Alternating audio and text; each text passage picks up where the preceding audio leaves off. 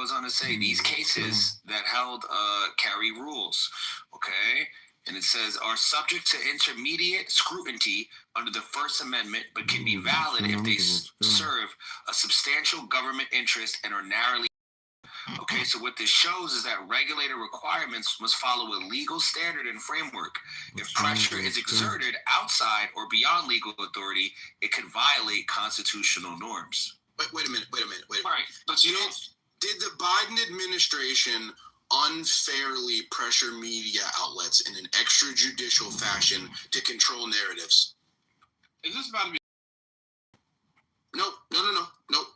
Are you referring to the White House sending like memos to? I'm referring to the Biden laptop story. I'm referring to Twitter. Okay. I'm referring to all the pressure that came from the Biden administration to control narratives in an extrajudicial fashion. On what narratives were they pressuring broadcasters? Laptop story was one of them. There was a couple of different circumstances. What I'm getting at here is the right-leaning. If they did, I think it should. Good, I figured you would take that stance. I figured you would take that stance. The position that I'm arguing here is a lot of the right-leaning individuals in this room will happily jump on that train and say, yes, that was inappropriate, shouldn't have happened, they lied about it, they colluded, they used government pressure to control the narrative, they made these companies feel that pressure. And Twitter wasn't out here screaming the government stepping on my neck, because that's not when the government's stepping on your neck. You go, I'm a good boy, I'll play nice. So this idea that it was completely possible for the Biden administration to exact this sort of power, but the Trump administration just never would. That's not possible. What says doing it for the customers? They were just doing it for the customers is preposterous. It says that even the FCC expresses pleasure, and this alone doesn't legally permit them to coerce content removal, at least in breach of law, indecency, or defamation, or regulated act. When this is also in the U.S. law, political speech and criticism are highly protected governmental pushbacks. They must respect constitutional limits. Yeah, this simply supposes that they aren't willing to act in an extrajudicial fashion, which we already know that. Biden could do it, but Trump would never, right? I just wanted to say. I hate that I low key sometimes respect Stilgar. I know it was already like Stilgar. Other than that, Somebody's out here real quick. No, Stilgar has. He's balanced. He's a balanced. Stilgar is American. There's not this guy. I thought he was Canadian. No, that explains it. Never mind. Brendan Carr in an interview. I am definitely not Canadian. How dare you? Also stated, it's from the greatest state in this union. Can you let Tim speak? Oh, my fault. I didn't hear you, Tim. My bad. in that same No, I'm in the mate. where a lot of these quotes come from, he also said they're looking at the view next. So to act like they're not preemptively going after people is ridiculous. He already stated they're going after specifically the view next. So let's stop pretending like when the president or someone high up says something just because it's not on paper that isn't pressure from them. It is. But yes. Like I said, go watch the interview. He already talked about they're going after the view next, so we'll see what happens. The other part nobody's talking about is like their argument that he didn't officially put pressure on them, so it's not him like really like dictating something. No, this whole thing screams optics to me because we don't even know who wrote that joke. Do we think Jimmy Kimmel was in the writer's room every single day before every single show? So this idea that he goes down as the figurehead of the organization kind of proves to the point that this is more of a symbolic maneuver than it is like actually getting justice for whomever did the social faux pas. Ultimately, the person But he with these type of jokes. it doesn't matter. I'd like to get in there at some point. Yeah, sure. In the same way that Amy Schumer was responsible for joke theft, even if she didn't write the joke theft. I get it. But the fact of the matter is like when this comes down to like this whole thing screams useful idiots to me. There was like a governmental like. I don't want to have to raise Very useful idiots. I know my voice is soft, and these heavier voices don't usually prevail.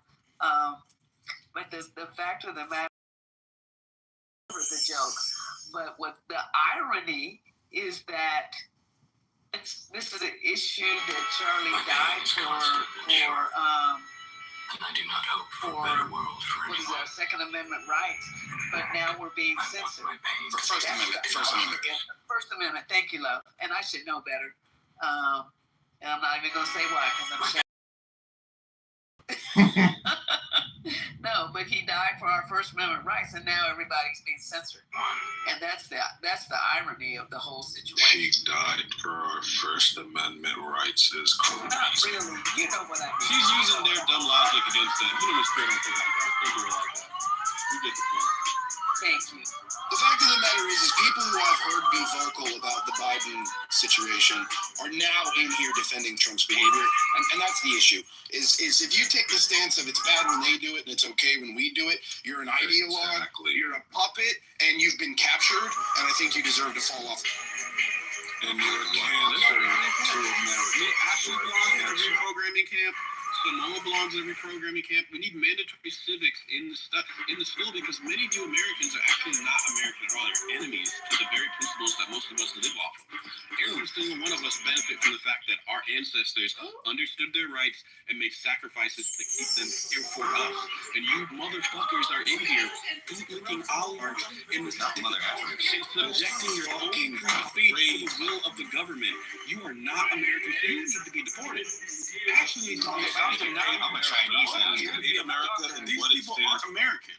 I'm a Japanese. Dr. Now you're sounding like a fascist with all of this kind of like mandated rhetoric. I'm kidding. I'm kidding.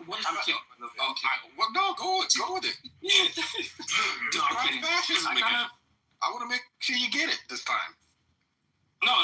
Wait, what do you mean this time? No, fascism is like a regime Would you ever date a girl that taller than you? has no principles outside of some authoritarian framework from a nationalistic establishment. It weakens the individual for the power of the state. The individual doesn't have the state does. agree. That's fascism. Samoa's a fascist and so is Ashley. Ashley's a fucking fascist. Wait, who's a I have fascist? to agree. Ashley is a fucking fascist. So is Samoa.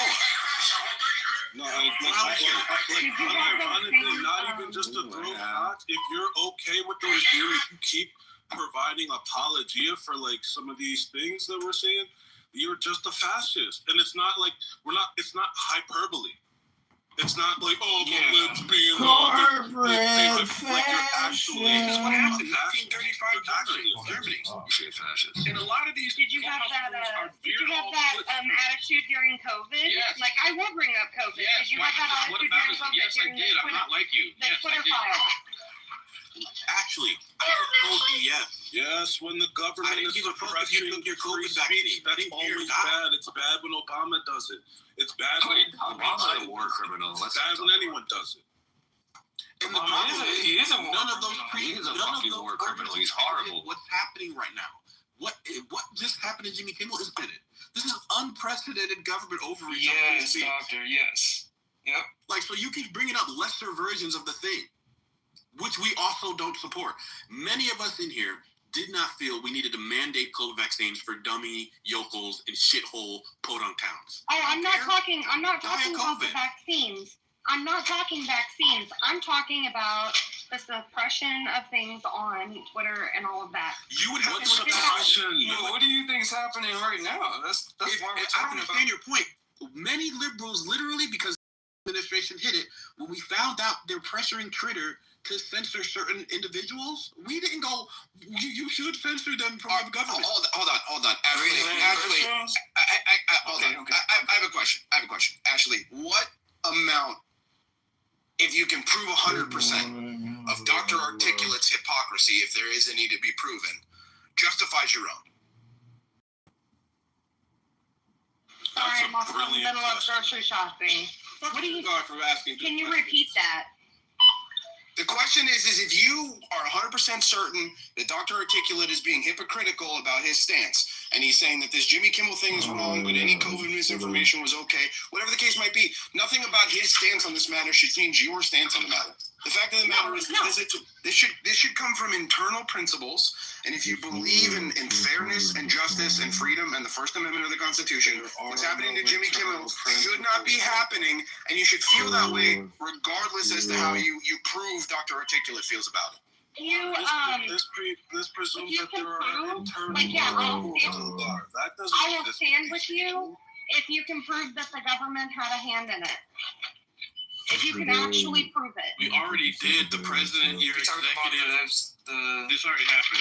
The president of the United States said they should lose licenses. The president of the United States, upon winning the election, said Jimmy Kimmel and Stephen Colbert need to be removed from television. And then his self-appointed FCC chair co-signed this by making multiple public statements saying he'll go after people who said anything he didn't like about Charlie Kirk, and then people who are subject to their own authority, therefore followed those public statements and punished Jimmy Kimmel for making a throwaway joke about Charlie Kirk. And he affiliates to ABC, therefore dropped him. Yep, that's what Did he make any moves to do so, or was he sharing an opinion? And can you prove it? Ashley, what are you talking about? I mean, other than the president saying they should, did he make any legal moves in order to do it? Are you kidding? Did you listen to anything I said, Ashley? You Yes, can't waste your time with nothing. I You're did. downplaying I what he heard what said. he said. You're downplaying the weight of what he said, Ashley. I don't understand how you can do that. We can't do this, but CEO, seriously, as American citizens, we can't do what we've done for the past 5 years and be clenching our fists and raking our brains to convince fascists what the country is about. Ashley doesn't want America. She doesn't like this country. She doesn't want it to be an American country anymore. We have to treat her like an enemy. We don't have to debate her. She doesn't want to be living in a democracy. Neither does Samoa. So we as Americans who want a democracy have to build with each other. Ashley has stated the country she wants to live in. An asymmetrical, authoritative government that Asymmetrical, yes. that punishes people for individuality and diversity. Rooms are recorded because I will be reminding people. I will be reminding people when it's the other side. I will be reminding people of this very argument. We've had 10 years of I will be. We've had 10 years of You're not talk, American, so there is a re-education that She's a needs to mouse happen, day Karen. articulate. This isn't education. This isn't how you educate people. Education requires a willingness to learn. She is a mouse day Karen. She doesn't want to learn. The problem with fascism is it wins by exhausting people and making them feel gaslit on things they know to be true. It uses sarcasm and jokes where they say outlandish things and then they rely on our sensibility to be like, nah, they didn't really mean that. She means this shit. She's a fucking fascist. That's facts. Okay, I'll remember this when it's your side. When it's back to being our side getting canceled. Yes, For things and private companies dismissing people. I'll remember this. I'll remember it. Wait, Ashley, do you think it's okay?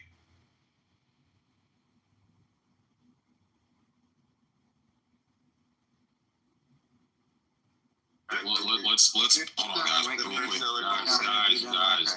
Guys, 1 second, real quick. Let's be adults here, listener.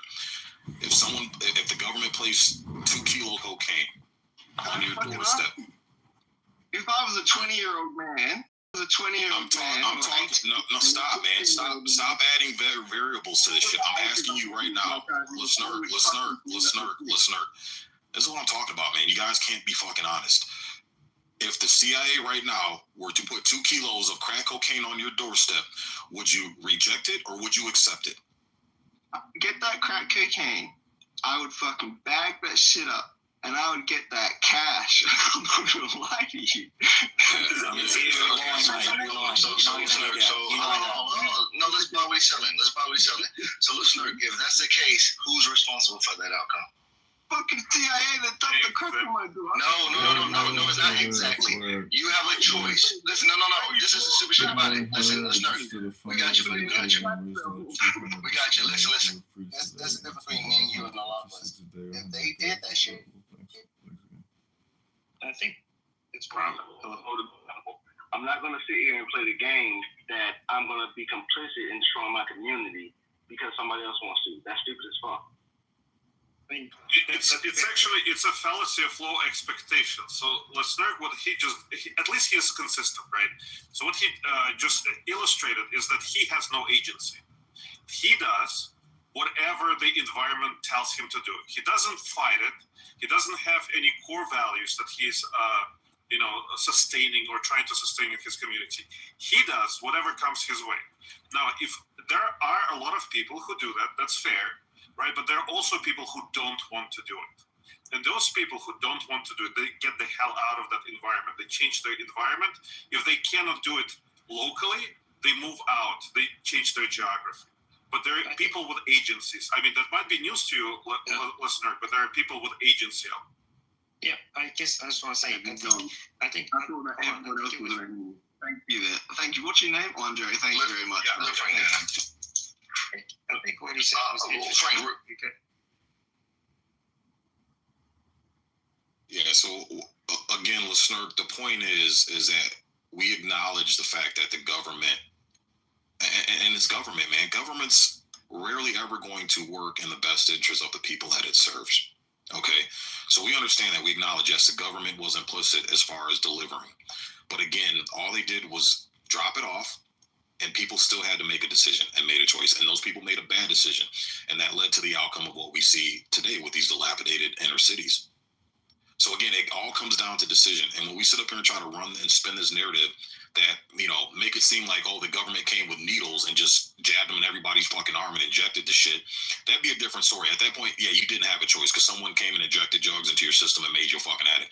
But all they did was drop the fucking drugs off, and it was black people that decided to say, you know what, we're going to take these drugs and we're going to sell them to our own people and destroy our own communities, bro. There's got to be some level of accountability and responsibility taken on black folks' part. Yeah, let me highlight this too, Sig. And when he said it, when Stark said he would sell it and bag it up, other people came on mic like celebrating it. This goes into play with the idea that blacks sold blacks into slavery and blacks keep selling each other out. But somehow it's the coons, the black conservatives, that's the sellouts, not the ones who actually intentionally. Now keep in mind, they know the scenario was given to them that the CIA is giving you something that's going to destroy your community, and he actively said they're going to comply with it. They're not even mistakenly like, oh, I didn't know the effects. No, they know the effects, and they're still going to do it. And we so-called coons wouldn't do that. Imagine that. Look, this is a case study right in front of you in full display. These fucking people are nuts, and they hate black people more than they think we do, and they're actually saying that if they had the power to destroy us, they would. I thought about it. I thought about it more in terms of just like incentives. If you place, people do have agency, but people are always subject to economic incentives. And so it was interesting because that is basically, you think about the current opioid epidemic that we've been going through. So who are the people that were responsible for helping to distribute opioids to people? Running pill mills and stuff like that.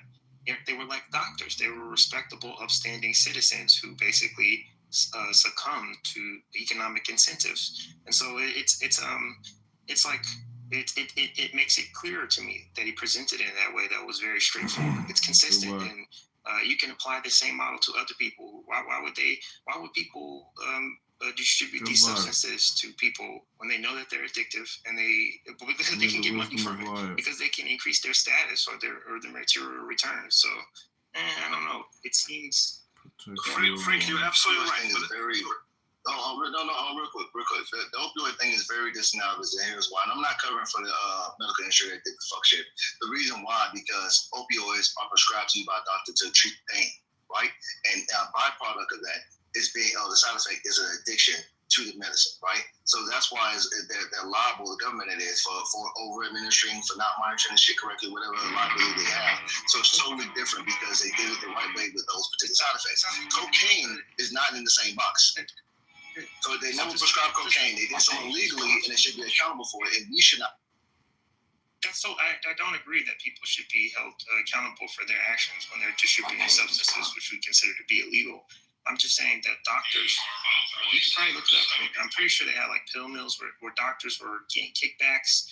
There was all kinds of schemes and of course the doctors were aware of what they were doing. These are upstanding citizens who are the polar opposite of the people who you consider to be downtrodden or ghetto.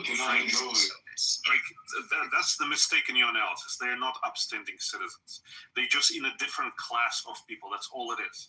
But if you dig into every story of people using their authority in order to put people on pills, there's going to be either a gambling addiction. There's going to be a blackmailing scheme. They have, a divorce that they don't want to, take a big hit for, so they need an extra line of income.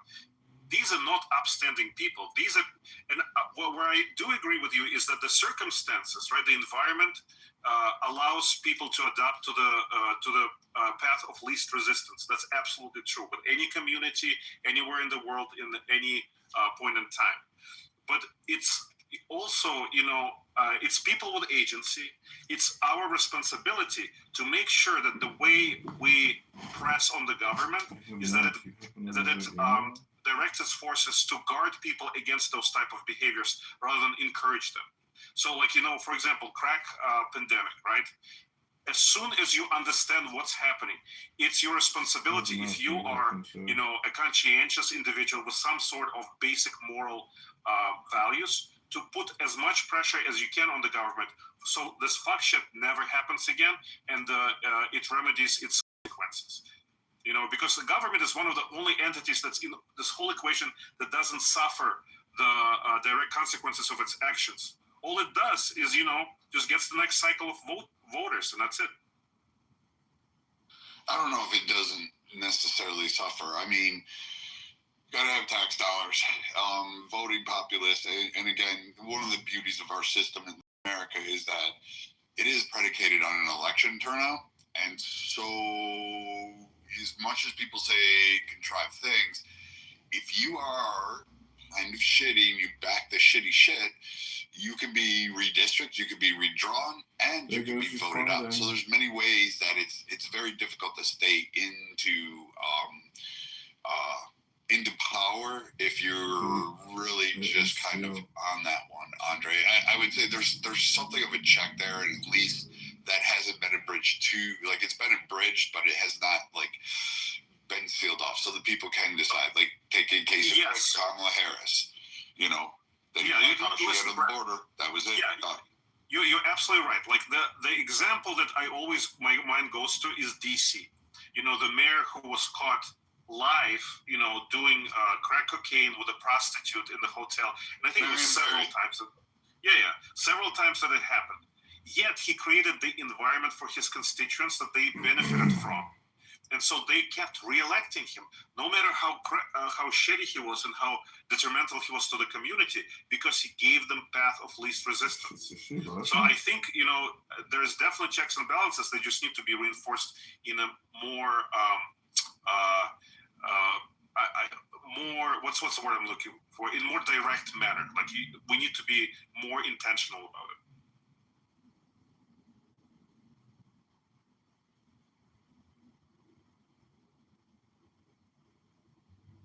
And I just want to say, people do know that the U.S. government didn't figure out a way to make crack. And I know there's a lot of conspiracy theories, and drop it off in a neighborhood and said, free pick me up on pallets, and laid out crack pipes and lighters. I think, crack is smoked through a crack pipe, right? With a lighter, you need a lighter to light it, whatever. So yeah, you have to rock it first and cut it with something. Yeah. Okay. So thank you. local drug dealers speak up. Yes, I know. Now we know who's responsible for it, right? It's the Hispanics. So I mean, I'm just saying, there was one article. If you actually go back and research where this claim came from, you realize it comes from one reporter with the LA Times. It literally comes from a single source. You can trace this back. It's one little reporter who then turns around and retracts it because he was trying to give another fucking thing. People didn't even bother to read the whole article to see what was the substance of his point. He was just kind of going off, and then researched the guy who was at the time taking lithium. I mean, you've got to... you got to put checks and balances. And not saying that the government hasn't done a lot of fucked up shit. It's just some conspiracies are just made up. And this LA reporter did that. And I think it's there. Crack came out of fucking Florida. You can actually trace it. It was invented by the Colombians. I hate to tell you this. It was those bastards. Get mad at them. They immigrated here. They figured out a quick, easy way to do it. And they were doing it on the street in Florida. And then it migrated over across the country.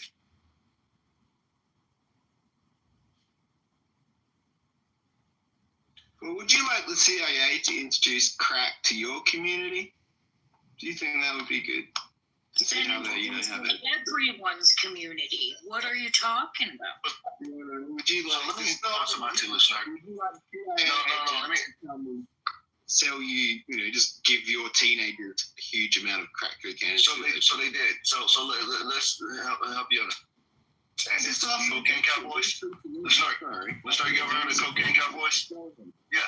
Yeah, it's not just them. Colombians, Hispanics, everybody did it. Right. Everybody sold it. Everybody did it. Right. It affected our community really bad because unfortunately, and again, it affected a lot of communities bad, but unfortunately, our community glorified this shit. We still do it today. We celebrate our drug lords. Freeway Ricky Ross, who else? Frank Lucas, Bumpy Johnson, the list goes on. Particularly Italian community, some of those did too, idolizing the mafia. But the long-term detrimental effects for our community was far worse because instead of us turning around or being selective how we did it, we pretty much did it wrong. And I'm gonna say this, and I know it sounds fucked up. You ever seen The Wire? It's a TV show called The Wire, best show ever. I promise you, it's best show ever. One scene that stuck out to me. The guy said, "Hey, everybody sell drugs. We go to all communities and arrest them, and we pretty much leave most people alone because the shit is going to keep happening. It's high recidivism."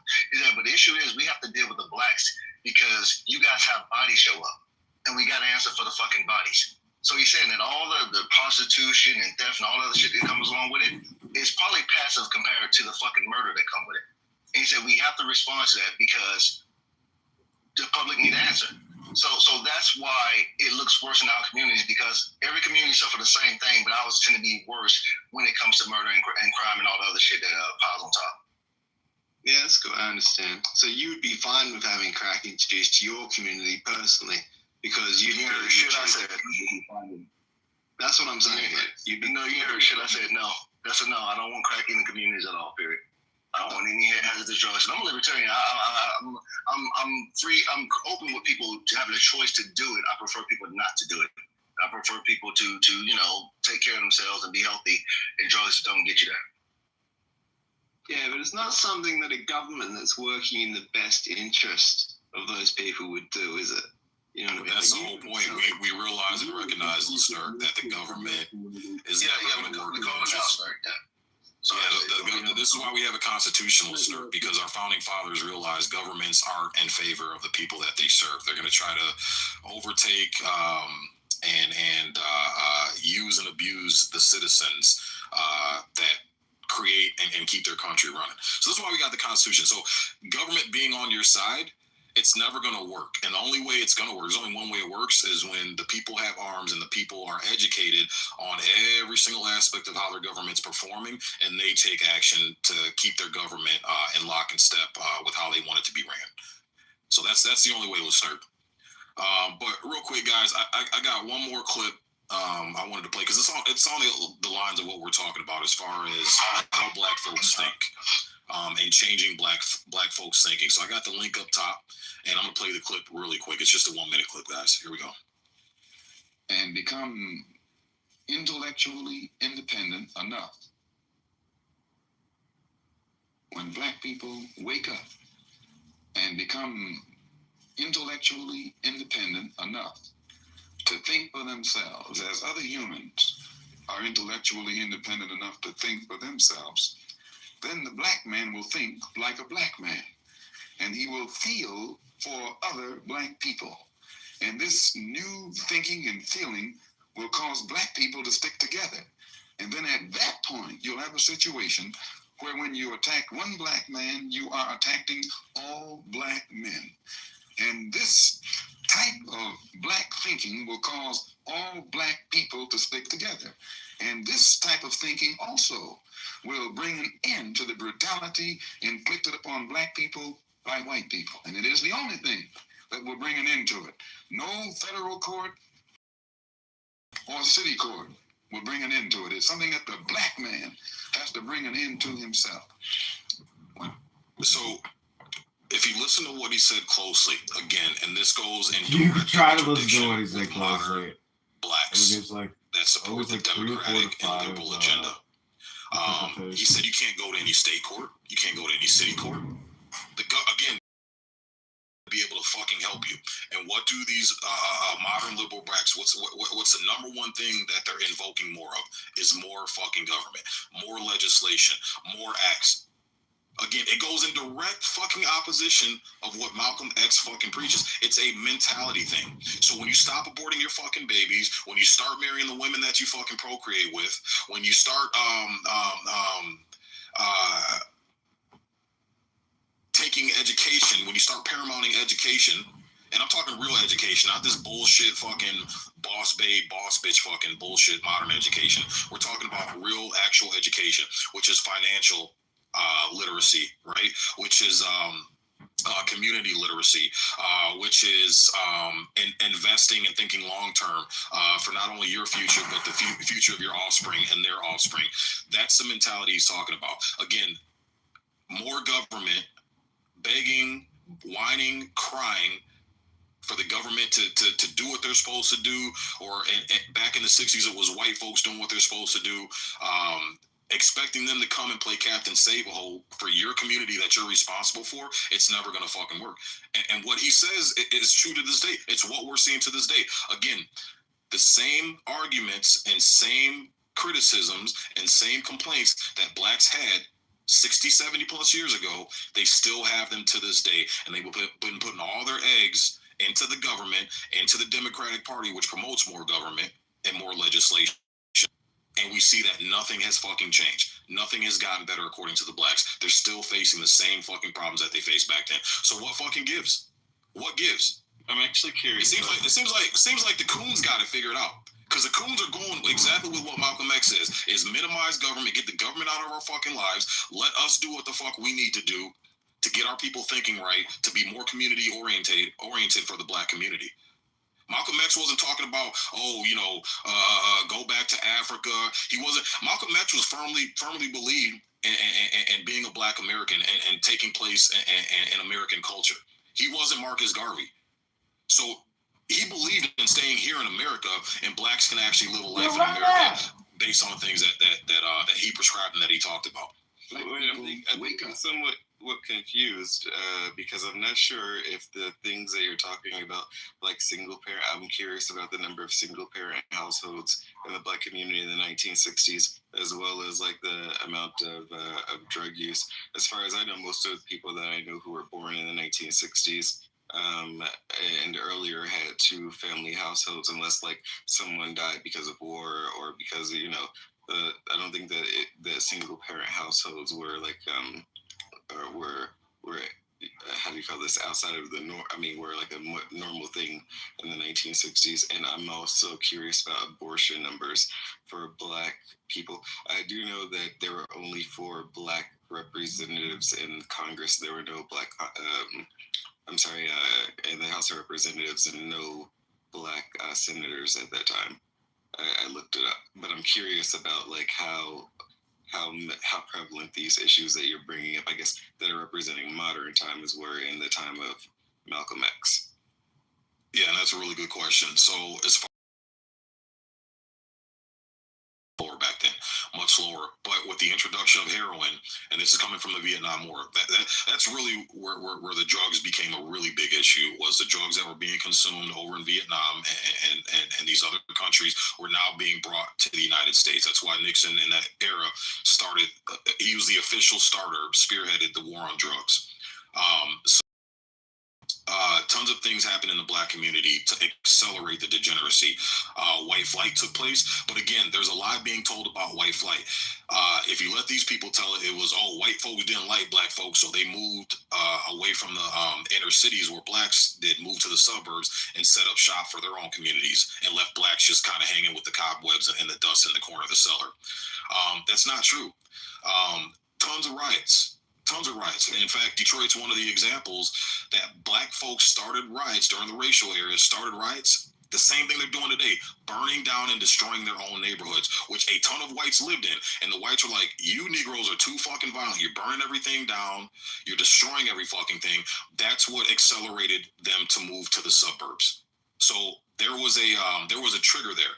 They were destroying businesses, and the bulk of the white people own those businesses in the city of Detroit, and they said, you're busting our windows, you're looting, you're stealing, you're rioting, we can't set up shop here. So they had to move out. And that was the catalyst of the white flight, especially from fucking Detroit. Yeah, I don't know. The Detroit example, I don't think this is a good one. Like, it was an extremely segregated city, and you could probably look up the poverty. They were extremely impoverished. There was a place called Black Bottom where it was basically like a ghetto, an inner city ghetto that was cordoned off, and there were some other areas where Black people were clustered. But there's a combination of things. I don't know if you know about the city and the metro area. You're talking about you know about it, but all of the car factories and stuff, like the Chrysler factory, the Ford plant, the Railroad just still there, but they moved their operations out into the suburbs. Okay, so there was a long process of deindustrialization, which happened in the 50s, 60s, up to the 70s. Really, it started way before when people typically talk about it around the 80s, but it started way before then, at least in Detroit. And those jobs were now not readily available for inner city residents. I'm sure you know about the conflicts with the unions and stuff. It's a bunch of stuff, but it's not as simple as you're painting it. And the process of the city, the infrastructure of the city, the neighborhoods, over time is interlinked with the economic changes and stuff like that. Right. And what was the major catalyst of the economic change? It was the fucking race riot. Look at Detroit before the race riots and the integration. Let me just finish. Yeah, I'm gonna let you finish. The factories started to move out, and there was a change, and in the composition of where factories were located during World War II. You know about the arsenal of democracy and stuff. So they specifically tried to source and place factories outside the city for a foreign what do you call them? There were reasons that had to do with army planning and stuff. But you want to go into that. But there was that kind of change of the composition, the economic composition of the city is part of why you ended up with this kind of dilapidation that you see. Maybe you know about there's one more thing. The other thing is that the neighborhoods that people think of that are decayed or that's only part of the picture. There's lots of areas in the city that are perfectly well constituted. We have Black middle class. The areas that once housed the elite, the economic elite in the city, that was taken over by the Black middle class. So you just keep in mind that your picture that you painted was kind of not complete. It was a little bit biased in some way. Maybe it absolutely wasn't. The Detroit riots were the cause of the majority of white flight. I'm sorry. You go to the Detroit Historical Museum and they got a fucking display right there telling you the same fucking thing. Are you saying that they created a white flight across the entire United States? That was so. Before then, whites were starting because this is a period of construction of the U.S. the federal highway system, right? So yes, whites were moving. Whites were trickling into the suburbs. Once the blacks started rioting and destroying the local businesses and community in that area, boom, you saw tens of thousands of white folks just pack their bags and take the fuck off. And it was because of the fucking violence and the rioting.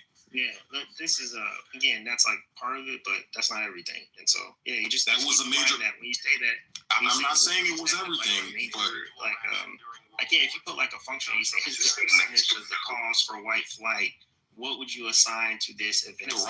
The race riots of the 60s. The entire chain. There was an entire chain, the whole area, the metro area. You could just look into it more. I know you've been to the Detroit Historical Museum, so that's good. But yeah, if you had talked to a tour guide, they would have given you a better context. I don't need a tour guide. I got 3 generations of photo albums with pictures of Detroit, with blacks, with the homes, with the manicured lawns, with blacks and dressed up in nice collared button-up shirts, ties, well kempt, well manicured. So I've got photo albums. I've got the Detroit Historical Museum. I've got history that tells that and it's documented that the catalyst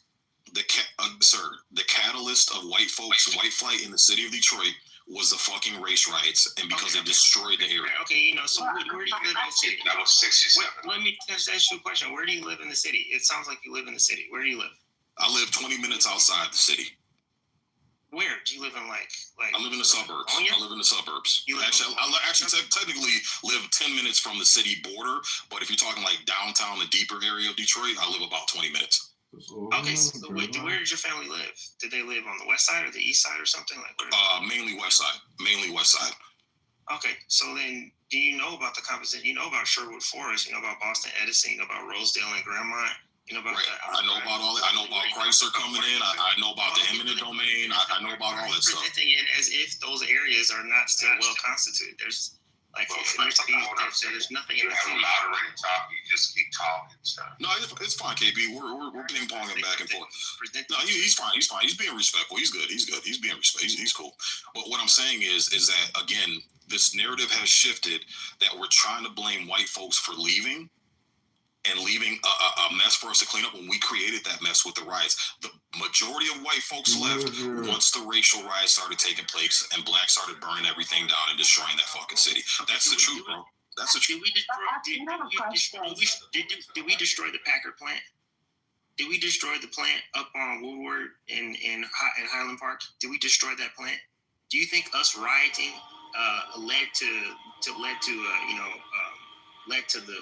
led to Chrysler and Ford moving their plants 100 miles, 20 miles outside the city? Okay, again, it wasn't. Again, what you're asking, sir, does not make any sense. And if you don't believe me, go up on ChatGPT. Type in when did white flight happen in Detroit, and I'll quote from ChatGPT. That's the quickest we can get. Quote: 1960s, the 1967 Detroit riot was the single biggest turning point, and just a few years afterward, tens of thousands of white residents left for the suburbs, Livonia, Warren, Dearborn, and Grosse Pointe, sir.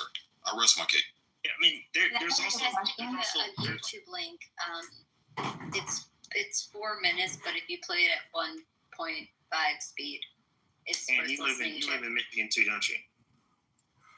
Yeah, but I mean, the point of this conversation, sir, is the fact that again, it comes down to what Malcolm X was saying about the left, about Democrats, right? Malcolm had his beef with conservatives, right? But he at least gave conservatives some credit and said, hey, at least the motherfuckers are wolves, right? They're going to just show you how gritty they are. At least you know what's coming. You know what to expect. You can plan and prepare for it. But it's the white liberals that put on that fucking disguise, all in your face, act like they're your friends and trying to help you. But in reality, they're just gaining clout off of you and look at table scraps while they eat the main fucking course. Can I say something? Yeah, go right ahead. Yep. Let's have dinner. Okay, so I don't necessarily disagree with you about white liberals because sometimes they're it's just cringe and it feels like what's the word for it? They tokenize both sides of the party. Minister speaks out after being branded a racist. Have you guys seen this? No, I'm gonna. Pretty interesting story. Sad.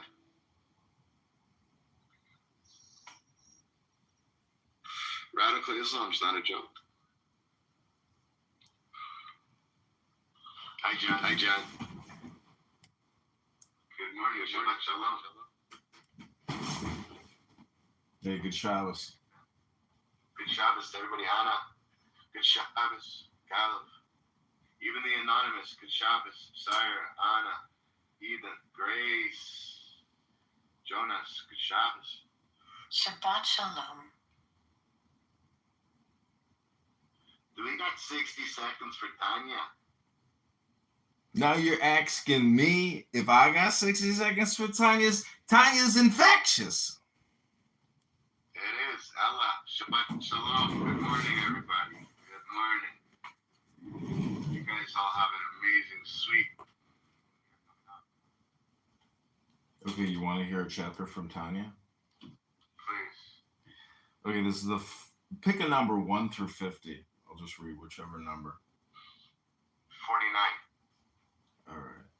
It's called The Purpose of Creation. Wow. What a good pick. So take the deepest breath of the day. This is called The Purpose of Creation.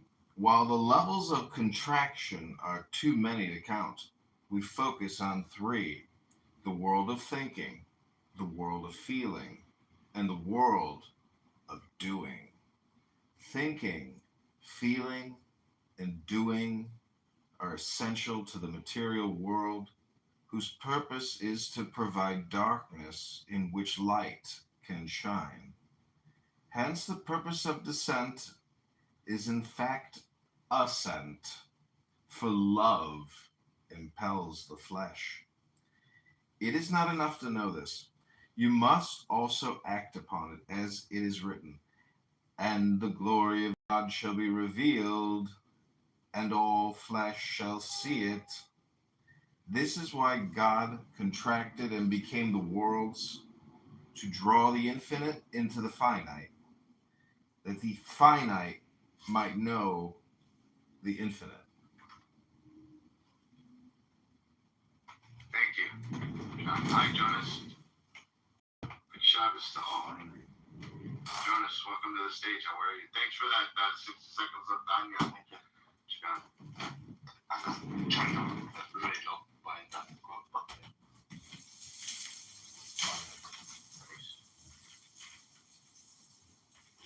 Peter, Shabbat Shalom. Caleb, Samson, Shabbat Shalom. What do you guys think about this mayor in Dearborn, Michigan? John, did you see this? No, I didn't see it. Is that the link? Tunnel. Caleb, how are you? Shabbat Shalom. Shabbat Shalom. So yeah, Grace, not to really get into it, so it was a very fruitful conversation. I sent you a picture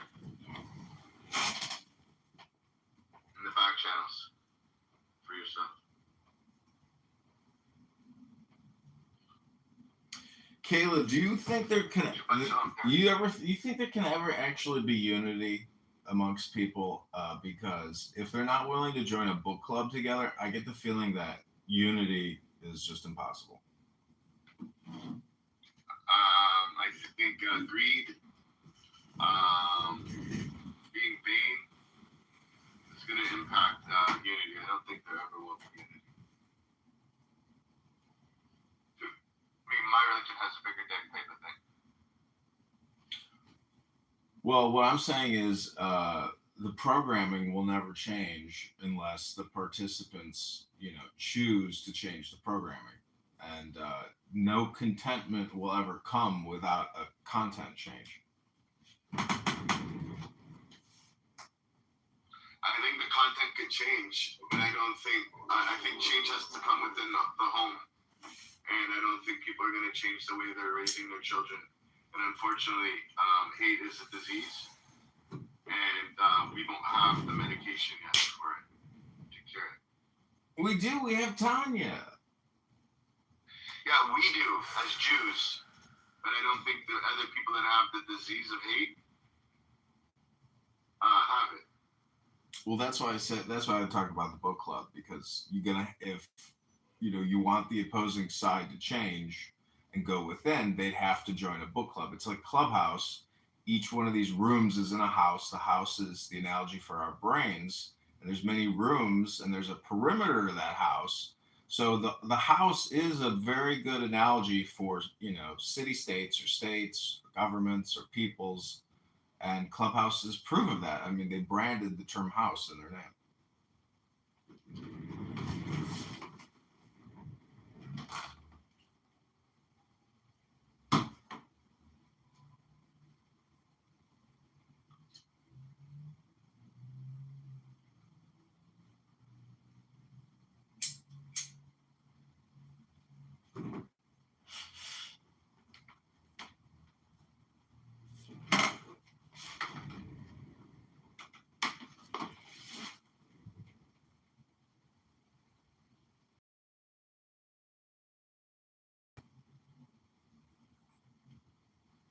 So what's everybody doing for the Rosh Hashanah dinner on Monday?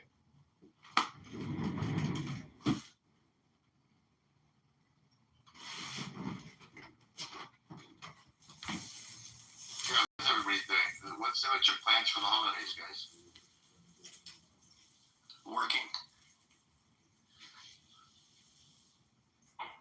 For dinner? No, not for dinner. For dinner, we'll do the five of us, just our immediate family first night, and then the second night we're at my mom's. Nice. You have a congregation to talk to? Yeah. Nice. Yeah. Still busy prepping.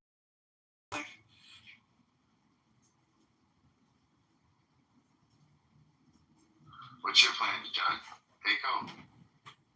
No, I was gonna go to the local Chabad. It's $25 for the ticket, and he does an amazing job. Really nice. Can't go wrong. It's cheap. I was just about to say the same. They go around town blowing the shofar, and I'm like, isn't that kind of risky, as a Hasidic Jew to walk around blowing the shofar, having a good time around town? I mean, that's to me like what makes a Chabadniks amazing, is that they are willing, nothing will stop them in their joy of, presenting in public and trying to bring people closer to God. To me, that's, real courage. They got the biggest balls in the life.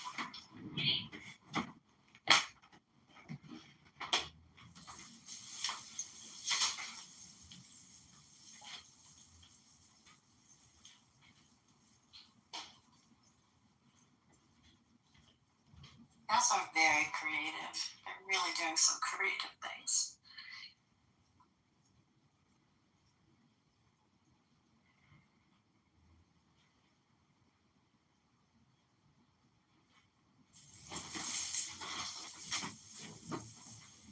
See, the thing is, though, they want you to join their congregation. They need you, and they need your donations. But I've never had anyone in Chabad ever say, "Hey, have you heard about this amazing book called Tanya by the Alter Rebbe?"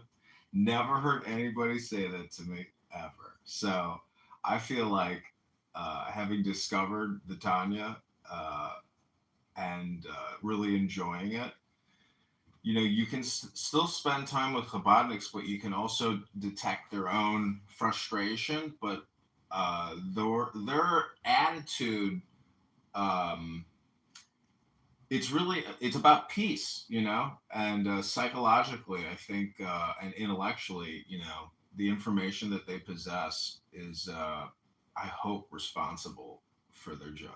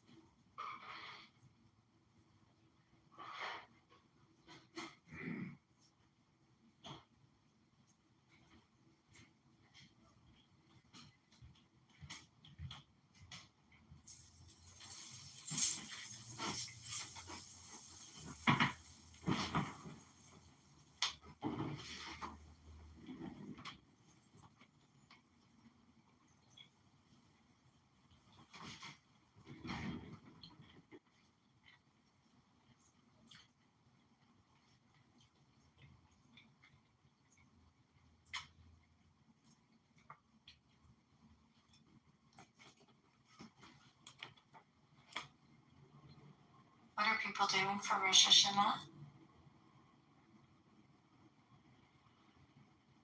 Caleb, what are you doing? Working. What are you doing? Praying.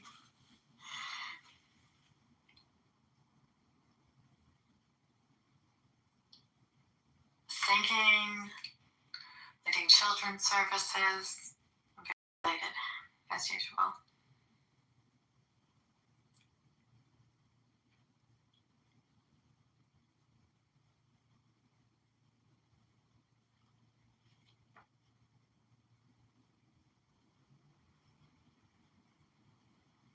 I think it's also important that we do talk about what's going on in your work. The rest of the world and the United States, especially being in the United States, we're where freedom of speech is supposed to be like violated. And if you guys can read the article, you'll see what's going on. It's despicable.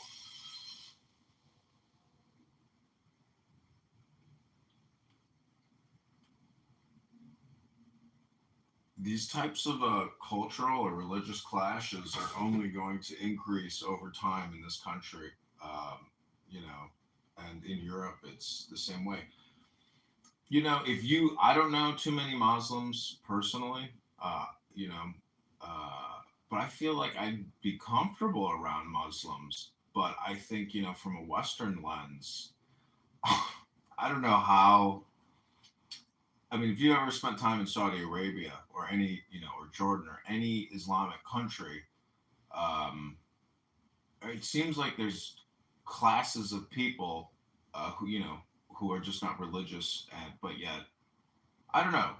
There's got to be this socioeconomic um, division between, you know, in Islamic countries. But anyways, I read the article, you know, so these things are going to happen. I don't know how. This is all you can do is if you are a Christian or a Jew, it's your public service to go against. You know, Islamic preaching, Islamic law, Islamic leadership in this country. It's your public duty and historical precedent. I mean, there's nothing controversial about using your information against their information. That's all it is. And if you do it peacefully and respectfully, you're going to win the debate. And uh, that's my opinion. And then the cream will rise to the top.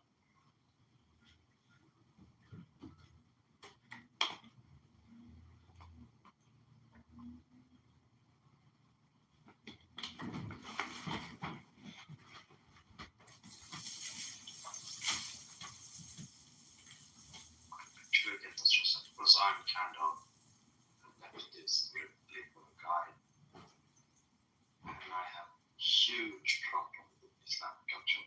It messes up shit. It's not like all the people I hang around with stand with that. And I don't believe in that shit because you're supposed to defend your beliefs.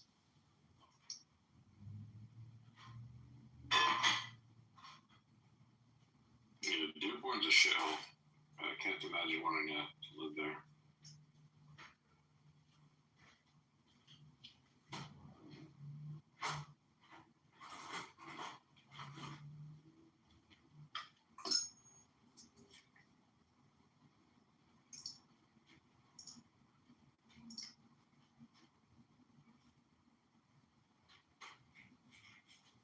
Shabbat shalom. Shabbat shalom, city.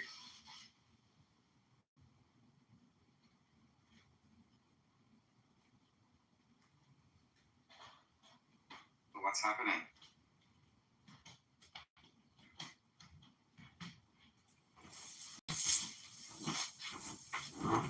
I posted a link on the top, but there's a Christian minister who speaks out for a street named after a terrorist sympathizer in Dearborn, Michigan, and the mayor said that he's going to hold a parade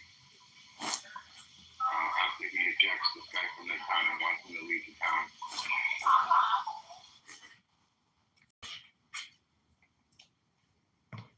And called him a Islamophobe because he thinks that it's inappropriate to name a street after a terrorist sympathizer.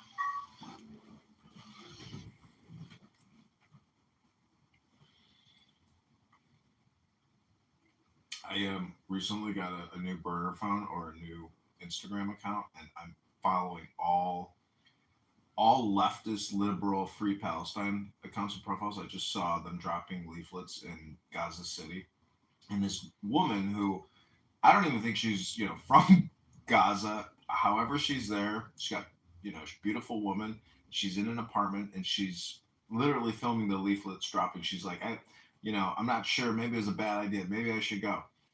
And so there's so much media coming out of, you know, it's a tunnel vision, and I've never like looked at a lot of this content, but there's so much of it that it's unbelievable. So it's its own huge media category exclusive on Meta for the most part, and it's live. You know, they suppose she's still on the internet, so I don't know. It's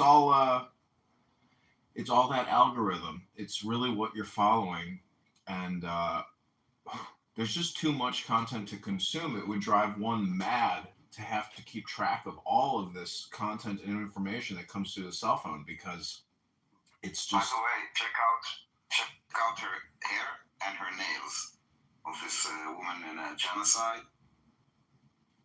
Yeah. Look again at the video and look her perfect like new nails with like design on them and the like highlights in her hair that was done like professionally during this genocide. Oh, so she. I mean, I assume she's been doing this for quite a while. The genocide cut. Yeah, it's a dental special.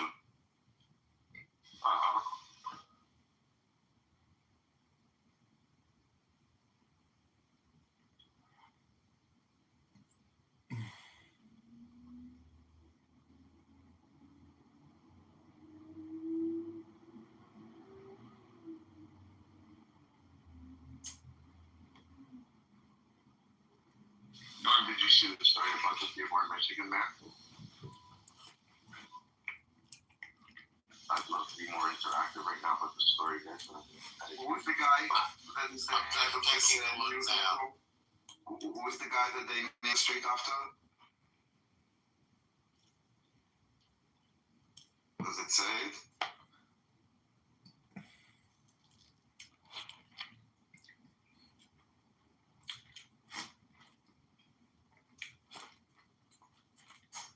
You're talking about Asami Selbani? Is that what you're asking? In the article? Osama Selbani? Okay, thanks. Yes, that's what I meant.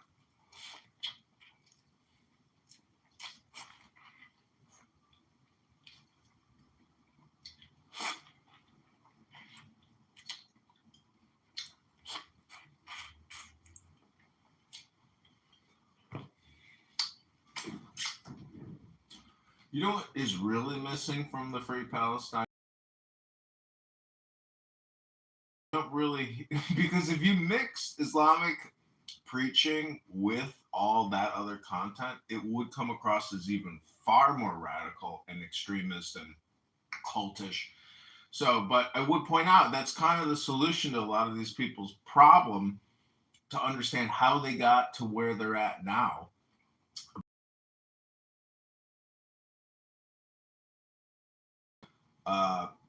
Personal responsibility and self-governance. I mean, you can literally look at the media chain of events and see how these people program themselves into doing what they did on October 7th and the subsequent, situation now.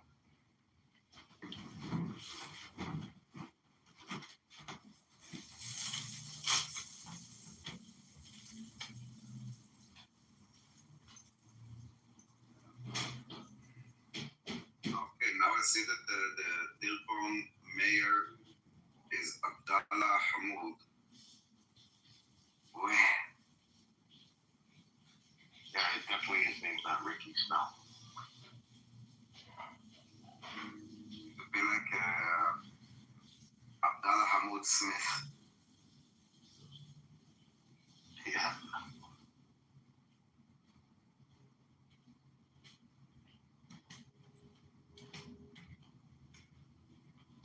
Sarah in the audience, you maybe you went into this room. I think you got word saying that this property maybe on Wednesdays. I sent her an invite. Yeah, I was hoping she can invite her husband. This is exactly what he was talking about, what's going on in the UK. This is the beginning of Dearborn, Michigan, of what's going on in the UK with the grooming gangs. How the mayor is ignoring it and stuff like that. This is exactly what he talks about.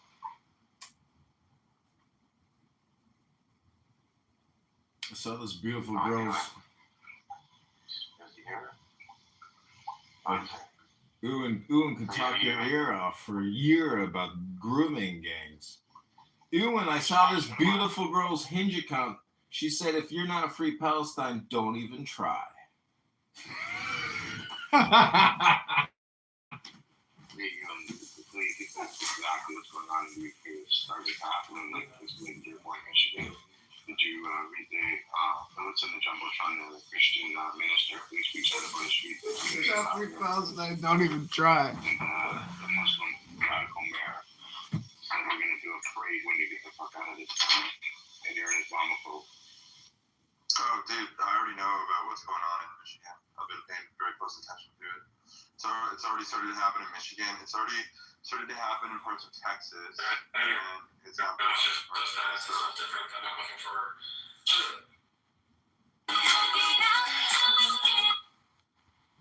Talk more about it if you don't mind, so people can understand. Like especially in Minnesota. Yeah, so people are not believing. Yeah. Here, one sec. Let me pull my AirPods in. I heard the next gen AirPods are out that can do live language translation. Yeah, we're gonna need it for going in this direction.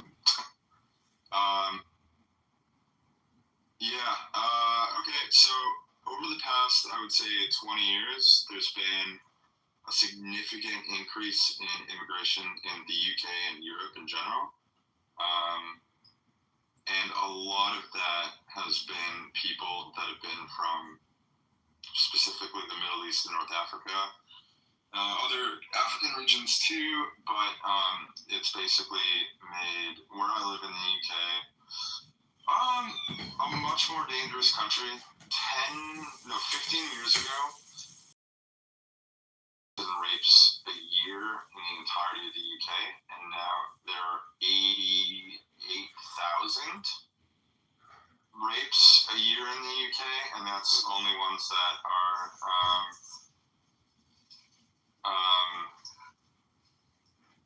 those are the only ones that police actually put through.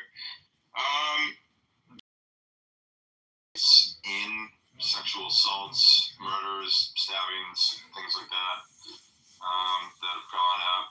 Also, there's been a really big increase in incest, specifically first cousin marriage, specifically with Pakistani groups.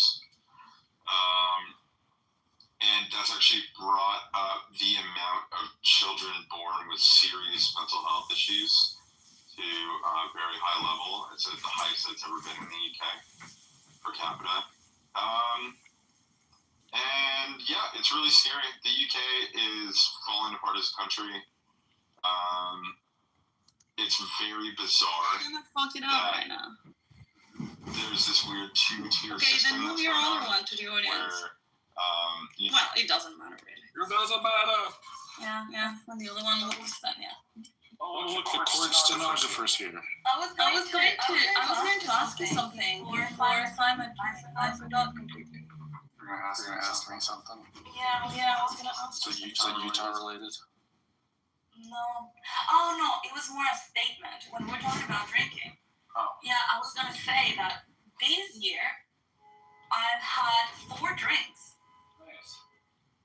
Only. You feel better? You should have read 4 books instead. No. Actually, I read a lot. You don't believe it, John. Well, I have a book club. We read 10 minutes to each other in my book club. You should come to my book club. Who else is in your book club? Everybody on Clown House who wants to be in the book club, of course. Silly.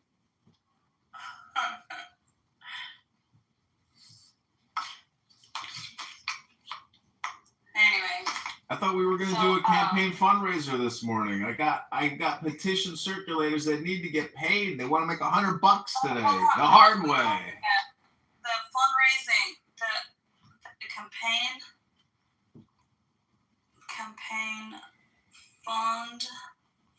fundraising edition. Okay. I just texted my team and told them that we raised another $200. So get out there and make that money and get those signatures, Patriots. How many more signatures do you need? We need 200 more signatures. All the signatures. What is the number of signatures you need? 700 total. do you have? 530 plus. Okay, you need another 500. I agree. Maybe another 1,000 just to be safe. That's what it would really take, to tell you the truth. And are they all legit? As far as I know, yeah. Okay, and how do you do it? Do you go house by house, or do you stop them in the street? Or what's the methodology? Strip malls, State Street. It's all in Rockford. There's 150,000 people that live there, and I have 3 people who are going to, like, big evening, corridors. And as far as I know, all their signatures are legit, but that's the thing, you won't know until the challenge. And then they go signature by signature, and they will literally go through every single one and challenge every single one. And there's multiple ways to challenge a signature. And you got to sit there and literally do the research in the database real time as they're challenging you to discuss their challenge. And then the judge who's sitting there adjudicates and determine whether it's accepted or denied.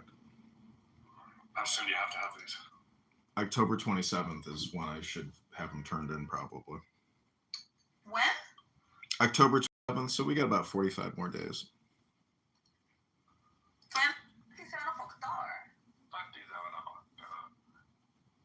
It's a lot of work, and the challenge, and literally it will take them maybe 6 to 8. It might take them 6 hours to challenge all the signatures, maybe 8 hours, and you got to sit there it will take 8 hours. So you sit there the whole day, you get a lunch break, and hopefully they have an answer, at the end of the workday, by 5 o'clock, 6 o'clock. And how do they challenge them? Do they go? Because when you get a signature, you have to get a name and I don't know, like ID number or something. What they do is during the challenge, they put it on a big screen TV and they scan in every sheet, and then it focuses in and pulls a snippet from the signature line, and it puts it on the big screen, and then they have to press challenge yes or no, and then they say why they're challenging. So it's all done with, of course, automated. Yeah, it's fully automated, but again, if they challenge a signature, it's up to me, not the people that work there, to go into their fucking database, search for that person who signed, and find out if that's the correct address, the correct, you literally have to pull up that record yourself as the candidate. And so they make the whole burden of responsibility on you to defend the signatures, as opposed to automating it and having a way for the system to confirm it. So they make the whole process fucking obnoxiously long and stupid. It's for children, and it's wild. Like people get kicked out. Wait, so hold on, they challenge just like random signatures, or no? how? Like I just told you, if you were listening, they challenge every single signature, line by line. God. That's how they do it. I've gone through this process before. It is the craziest. And then you can file an appeal, and then it goes to a court judge. Okay, I've gone through this whole process. It is the most insane, because there's a whole category of law called political law, and this is how it's all. This is about petition access. Like, it's so insanely long and stupid to do all this, but this is probably the last time I ever will do this. It's so fucking stupid. See, the worst thing is, one of the reasons why all my signatures have problems is because they're not generated by Republican parties, and I have no real Republican list. God, there's a fucking list. Man, I have people who tell me things, and it's like, don't tell me things, show me things, do things, and so really life is all about what you do, because most other people will never help you or do anything productive for you unless they're being paid. It's called compensation. And without compensation, there's no dopamine in helping someone. So that's the truth of life. And you have to do this just the first time, like once you get to be the official candidate of the Republican Party, or do you have to do this every single time that you run, even if you're in the Congress, right? Everyone has to generate petitions, as far as I know. Even if he's incumbent, I'm sure he still has to generate petitions in order to get on the ballot, because when you submit to the Illinois State Election Commission or the Chicago Election Commission, everything is done with forms and paperwork. So he has to submit, and I'm sure he has no problem getting his signatures, done within a couple days. And there can be only one candidate for each for the Republican Party in each district. No, there's multiple Republican candidates now. There's 3 of us. One the incumbent, 2 challengers, and then in the Democrat field, there's 4 Democrats running as well. This is the primary to determine who the 2 picks are on the ballot. Yeah, that's my point. So first you have to do like a primary, and then whoever wins among those 3, that will be the official ballot, right? Correct. That ballot is in November of 2026. Okay. But this is if I can even get my name on the ballot, that is the win for me, because there's a very low chance that I'll actually beat him, even if I get on the ballot. So to me, this whole thing is like an exercise in credibility and resume and political building. So that's the way to look at it, because it's really just multiple attempts to win an election, whether it's Congress or commissioner. There's so many political positions where I live. It's a never-ending political industrial complex. So once Google recognizes me, as they do now as a politician, it will make running in future elections more likely that I'll win. I'm 42, so I'm trying to look at this as like a 15-year curve of what can I accomplish politically over 15 years. What do you think the next thing will be after this campaign? Probably mayor of Chicago, running for the mayoral election. That would be the wildest political ride I could do, because it's all local and I could get those signatures very easily to run for mayor. So, you wouldn't want to do a smaller city? I live in Chicago. My permanent residence is here. Running against Mayor Brandon Johnson would be a huge PR win for me in terms of social media credibility, etc. Is he popular? He's despised. He's got like a 13% approval rating.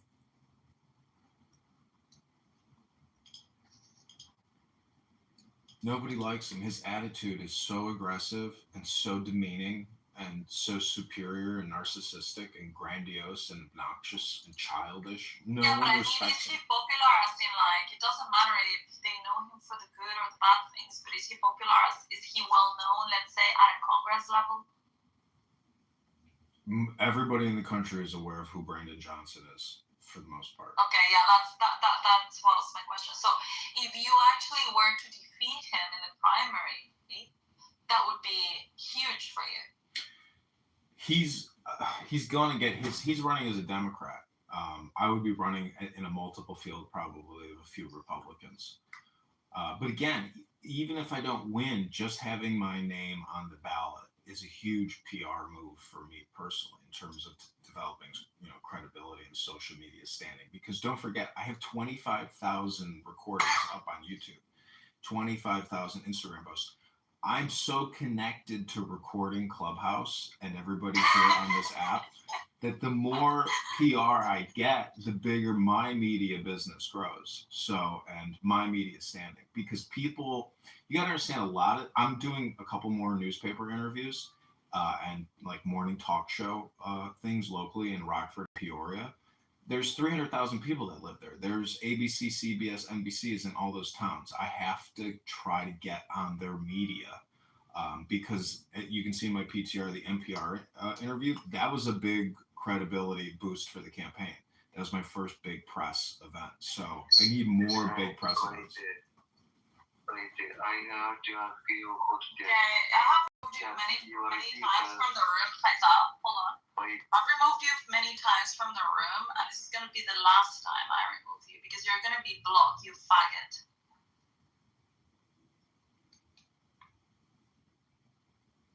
So anyways, again, this is really just about developing media and publicity.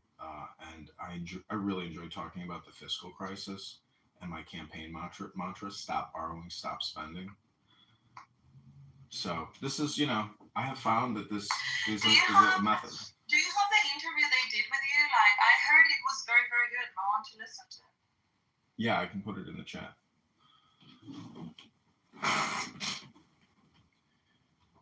People like it. Yeah, they said that you were amazing. That you were like super serious and very eloquent. So are you saying that Clubhouse is gonna help you win? It's gonna be your stepping stone to become an important politician? I think all the conversations I've recorded have value because most people in the conversations are, if people on this app actually spend time going through my YouTube and then they found all these recordings of themselves and other people, it's what is the difference between going through my 25,000 videos and listening to Clubhouse rooms versus coming here and listening to the same people say the same things, live. I'm trying to, help wake people up to their usage of time, what they're listening to and what they're saying. Wow. Andrew, come on stage. Sorry, I'm working, so I might not be able to talk too much. It's okay. We all are. I'm working as well. And John is telling us about his campaign. Yeah, so sorry, John. What were you saying? The last thing? Oh no, I asked you about like Clubhouse as your stepping stone to politics, and you said you've been recording everyone, and what's the difference between hearing people here and hearing people outside? Well, what I'm trying to do is wake people up to the fact that what you listen to and what you say is very important. And in regards specifically to time usage and how you're spending your day, and, because life comes down to a stream of communication. And so the more focused your communication, I'm just saying that my recordings are basically observations on public speaking. And so I like to make fun of non-native English speakers and call this like an ESL seminar for individuals. But, if you want to see public speaking or yourself doing public speaking, my YouTube channels are full of Clubhouse speakers. But the link is in the chat to this interview I did. Eduardo writes, Clubhouse is a shithole. John, if you condition your election expectations to Clubhouse, you already lost. Well, he also wrote FJK is in the room and my typing is going to be recorded.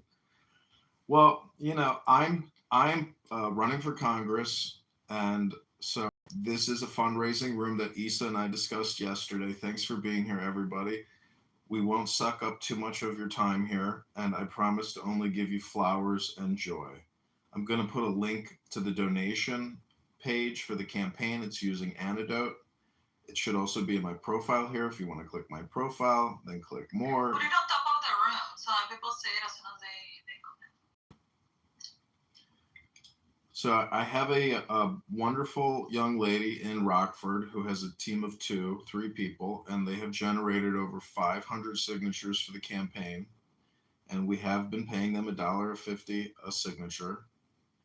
I myself have brought in 30 signatures in Bloomington, Normal, Illinois. And so we're sitting at 530 signatures, and I'm pretty confident that she's going to get another 150 signatures this weekend. So that'll sit us at 653 by Sunday. And then I'm going to personally go get signatures Sunday myself, and hopefully we'll be at 700 by Monday. And then from there, I want to continue getting probably 150 signatures a week in Rockford, and then move. No, you should get more, dude. You have 40 days. You should strive for more. I am. And so I want to expand to Peoria, which is the second largest city in the district, which has about 140,000, 130,000 people. So I'm going to drive to Peoria and create content outside of Darren LaHood's office in the same way that Charlie Kirk would sit there and do Q&A. So I'm going to do a live stream event outside of Darren LaHood's office. Are you going to prove me wrong? I think actually you would be a good prove me wrong guy, because you're very eloquent, and you also come up with very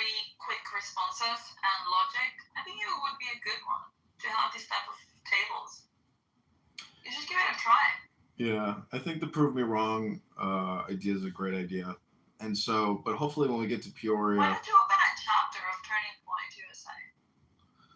well, I'm branding everything under John Kitover Incorporated, and T. Rob's the Tourette N-word sufferer, Northern Irishman here on this app. He owns johnkitover.com, so he may end up becoming, a very wealthy individual one day. Didn't he give it to you anymore? He changed it and redirected it to johnforcongress.com, and I thank him for that. So, Oh, he should cede it to you. What does he gain behind it? I don't want it either. I don't want to own any domain names anymore. I don't want to own any domain names. I've owned domain names for like 30 years, and I could care less anymore because everything is just platform to platform. Your domain name as a platform is worth nothing. Your presence on all these social audio or all these social apps, X and Instagram, that's all that matters. YouTube, that's all that matters. Your website means nothing. Its platforms is what people are using, and you need to go where the people are at. So that's why everybody's abandoning domain names and focusing on their digital media assets and their handles, etc. Issa, what's going on, Issa? How are you? Who is this? This is your replacement for Rico.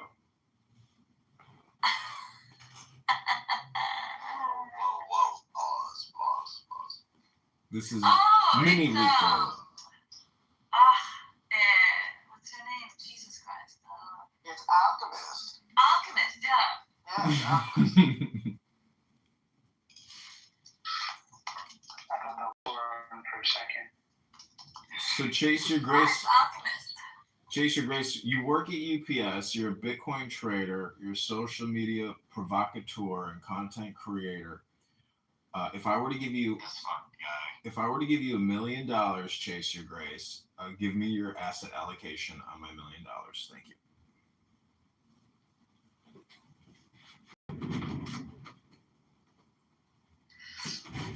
Do you have any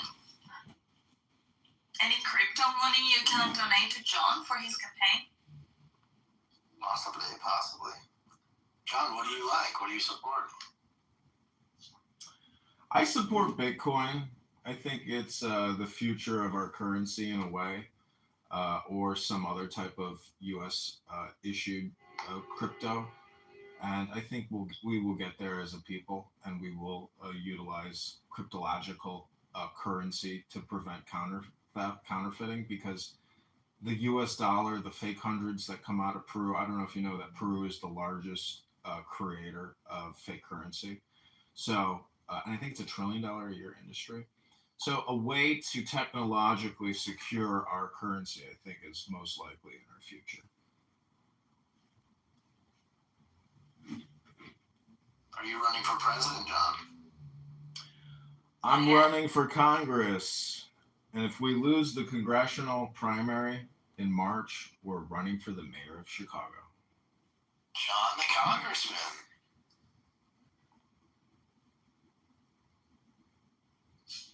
Yes, he is running for Congress. Where is crypto/Bitcoin in your program, John? Well, it's all based out of the Treasury Department. And I think if I get into Congress, I'm going to impeach Maxine Waters, and I'm demanding a full audit of the Federal Reserve. And I want to know exactly what they're developing in terms of cryptocurrency. And I want full oversight and full transparency at the Federal Reserve. And then you put me in charge of the Digital Assets Committee. Correct. And Issa will be our secretary. Oh, Daniel. Yeah. Honey, how are you? Shabbat shalom. Shabbat shalom, honey. Hello. You know that I started doing soft Shabbat last week? What, that you're gonna log off? Yeah, from everything. Nice. What, like books, people? What technology, social media, TV. Yeah, but what do you do instead again? Read books, okay, that's what I meant. Okay. Yeah. I even opened my Bible last weekend. Wow. Yeah.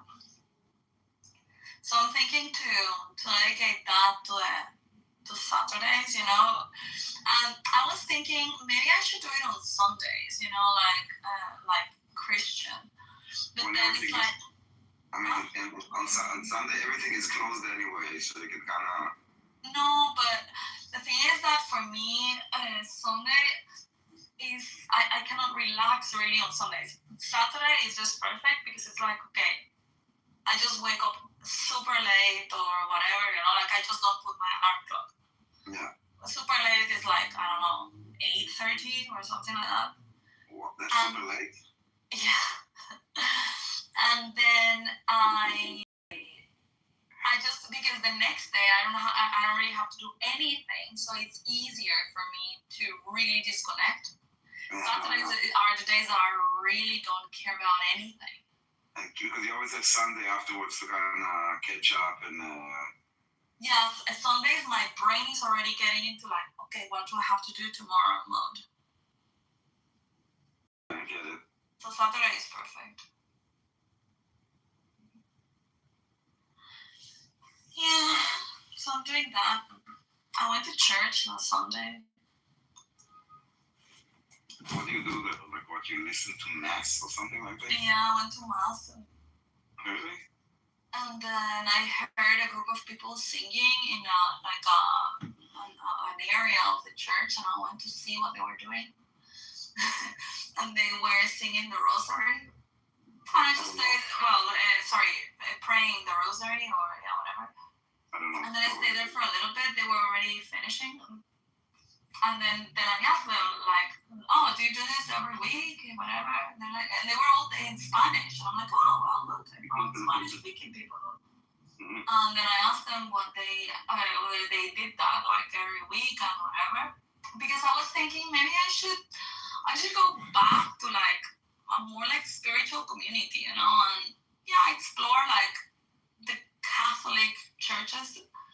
So it's not really spiritual, though. It's religious, not necessarily spiritual. Yeah, it's religious, but yeah, it's like maybe I can find people that are willing to have like these type of conversations, you know. And they're like, oh, why don't you join us for a coffee? And I'm like, okay, fine. And I went for a coffee with them. Sorry? You went to church. What? Deism. That's what most of the founding fathers were. Deists, yeah. Deists, yeah. Yeah, so I went with them for a coffee, and they were Spanish and some Latin Americans, and they were singing. And it was like, what? Were there Latinos there? Yeah, there were Latinos and Latinas. There were also a couple of Spanish guys. Were they dancing, he says? What? Were they dancing? No, it was like in a coffee shop, and so they're like a guitar, and they started singing, but it was not even like God songs. It was just like normal music, and it was super animated. I'm like, oh my god, this is great. And then I stayed there. What's you do?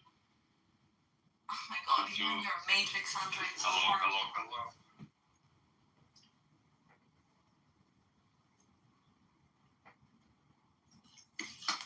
Yeah, but it was great. I stayed there with them for like 2 hours. And then they started being very preachy, you know, like talking about Jesus and Joseph and why I should believe certain things, and I didn't like that push.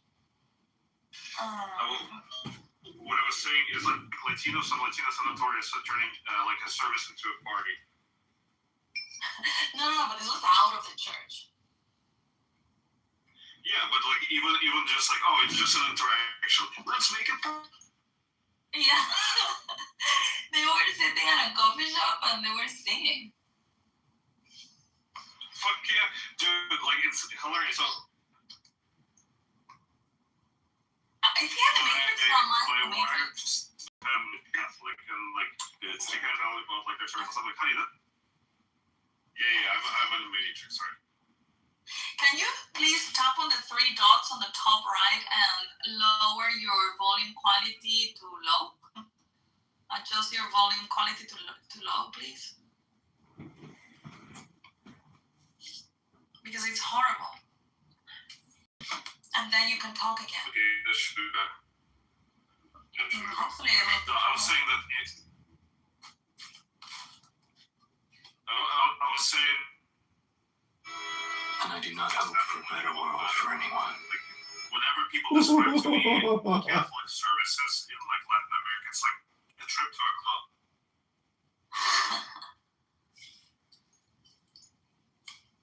Don't be exaggerated. I love Latinos. Oh, you do? I think everybody does. Not everybody, but me, yeah, I love Latinos. I'm going to Colombia in like 2 months. So. Yeah, but not all Latinos are the same, okay? Just you have to have that. None of them are created equal. You're all bad. Yeah, we're not all created equal. What do you mean by that? A lot of the Latinos that you get, and I don't want to sound like a classist, but I am a classist.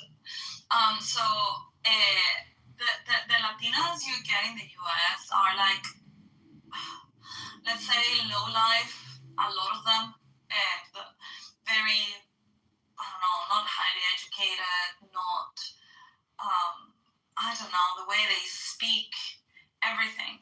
It all depends on the country they come from, Lisa. No, I know it always depends on the country they come from. No, I think it's the quality of the immigration that you guys have. Because you have a lot of, hold on, you have, let me explain my own people. Let me explain my people. You're not your own people. You can't claim like every single country. No, but I understand the culture very well, and I have been in the Are you identitarian, Lisa? What? Are you an identitarian? Yes, I am. Oh shit, Simon? No, I'm not. Anyway, thing is that I understand the culture very well. And the immigration you guys have got in the US is, how do you call them, like financial migrants or whatever. So usually they are very like, it might not sound nice, but yeah, they're low class. So they don't really have an education. You can see actually the way they speak, the Spanish they speak, is like very rough.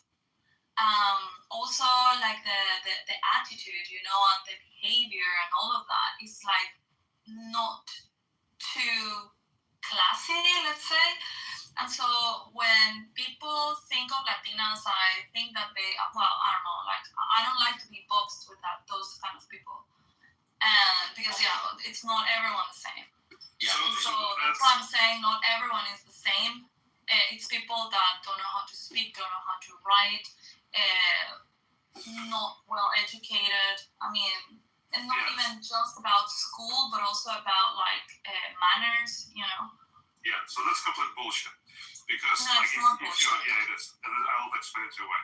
Because it all depends on the country that they come from and which wave of immigration they come from. So, for example, like if you look at the established Cuban families in Miami, they're all very highly educated. They're all doctors, lawyers, and professors and stuff. They have money. They ran away from the regime, and so they brought their wealth. And those were people, like highbrow people in the high society. Same goes for Venezuelans who escaped Chavez. Now, just by comparison, the Venezuelans, the wave of Venezuelans who came recently, like during the Maduro's reign, that's a completely different class of people. So once again, the first wave was all about, like it was people who were saving money, who sold their businesses, they were entrepreneurial, they were very well educated. And then the second wave was much more, like the people who grew up in the countryside, were farmers, and they were looking for labor jobs basically. So it all depends on which country, what. Obviously, it also depends on the culture of the country and on the contextual stuff of the country. And yeah, you're right. So for example, in Cuba, none of them go out of Cuba with money. That's bullshit. But what you're right about Cuba is that they like for example, doctors. There are very good doctors from Cuba, and once they're out, they make shitloads of money because the medical education. Isa, to clarify. Very good. Now, what years are you talking about when you talk about? I'm talking. Well, Cuba has been communist since the mid 50s, dude. So, So did you hear what I said? I said Cuba. Yeah, I know. But people didn't established escape Cuba before. People didn't escape Cuba before. Even the ones that stayed in Cuba and immigrated and migrated to the U.S. in the 80s, in the 90s, they are also super well educated. Now, Venezuela, I do agree with you. The ones that could foresee what was going to be like in a communist country, they got out before they lost their money. And so, yeah, you got a lot of very wealthy families that got in the US or any other countries and they escaped communism. The ones that stayed got fucked up, and then when they were able to get out, I mean, like, that is a very different wave of immigrants. With Venezuela, I 100% agree with you. Now, then you have from other countries like Peru and Colombia, and like all of these other ones have got different cultures. You have Dominican Republic is usually a way, let's say, lower class type of Latin, compared to other countries. Might be because of the wealth of the country, might be because of their education system, might be because of the slang they use, or the culture, or the whatever it is. But they are, let's say, lower in terms of education and manners. So it depends. I agree on the country you come from, but also it depends within the country. Like, where are you from, and what is the motivation for your immigration? Like for example, I was not, let's say, I am not a financial immigrant, if you want to see it like that. I went out because of, I don't know, like my skills, whatever, they hired me out, and Guatemala doesn't have really like jobs for me. So I've been headhunted like in other countries, and that's how I have gone out. So it's different when you are living in a very little town where you don't have anything to eat, and then you have to go to USA and work, I don't know, as cleaner in a house, for example. Yeah, I mean, I definitely what you're saying does make sense, because I did have like a little thing with a Venezuelan, and she would tell me a lot of the things that you're saying now, that there's different, it's basically like there's some countries in Latin America that are like considered white trash, and then there's like upper class white people. Exactly. Yeah. Like, Argentine immigrants, for example, or Colombian immigrants, they will have completely different background, and even if they, from both countries, they have economic immigrants who come here for work, it's different type of work that they will be coming, depending on the country that they're coming from, because the countries themselves, they have certain patterns that they produce certain type of professionals. People close by, over the border, the masons come in, the concrete people come in, the tilers come in. It's just labor, guys. Now you go. Yeah, Mexico has different demographics, right? actually. You go like something like Brazil. Yeah, it's like something like Brazil, Argentina. Those people, like engineers, doctors, financiers, bankers. It all depends. Saying that they all are educated. No. I didn't say they all are, but the majority of people, or a very big part of the people that migrate to the US, do it for economic reasons. And when that is the case, you get people that are not highly educated, and that because they come from lower classes of the society, they have different culture, different manners, like, yeah, it's lower class. I'm sorry. And yeah, in our country, all you had to do is say a lot instead of all, and you would have adjusted. I didn't say all. I didn't say all. I didn't. That is an absolutism. I never do that. Play her the recording back. Play her the recording back. Do it. Anyway, so yeah. And again, usually class and education, I don't mean that it has to do with wealth, but it has to do with like the background of your family, you know, like the schools you go and how you Values. It has to do with values first and foremost. your social network and all of these type of stuff. It has to do with values, like whatever family. It can be a poor family, but if their values are like hard work, you know, education, moving to the next step in a society, they'll succeed. And if it's a fucking rich ass kid who is like, you know, let's party, you know, they can be a spoiled little brat, drug addict. Yeah, and he's gonna be pauper poor within like 1 or 2 generations. Yeah. Hey, Dave. Alchemist, are you there? So did anybody watch Charlie Kirk's funeral where his wife, you know, caressed his dead hands and cried and sobbed over his casket? Mm-hmm.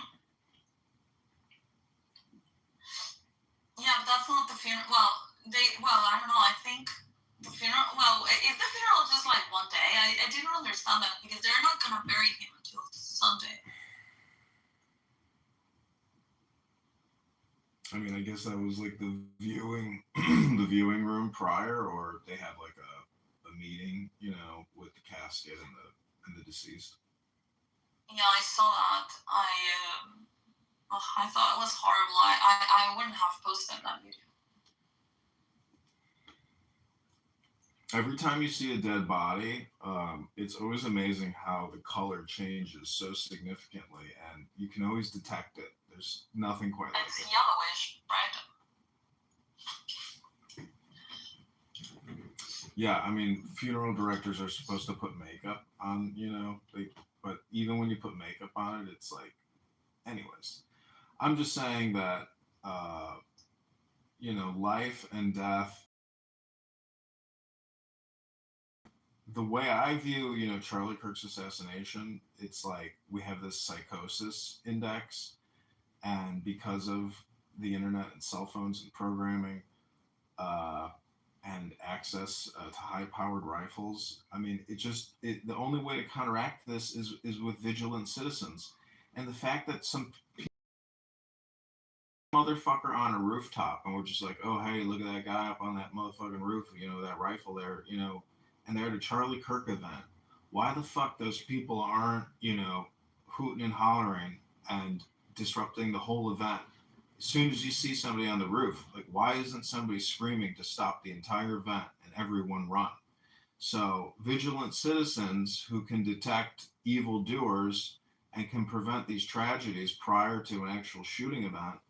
I mean, even the Pennsylvania with Trump, why that piece of shit got on the roof and there were people filming it, and why people didn't stop everything, shut the whole thing down. I mean, sometimes it takes the loudest person in the room or somebody at least with some command presence to, you know, dictate the situation, because they're that effing loud. They disrupt congressional hearings all the time with, you know, pink activists disrupting testimony and et cetera. So your voice matters, and, you know, if you see something, say something.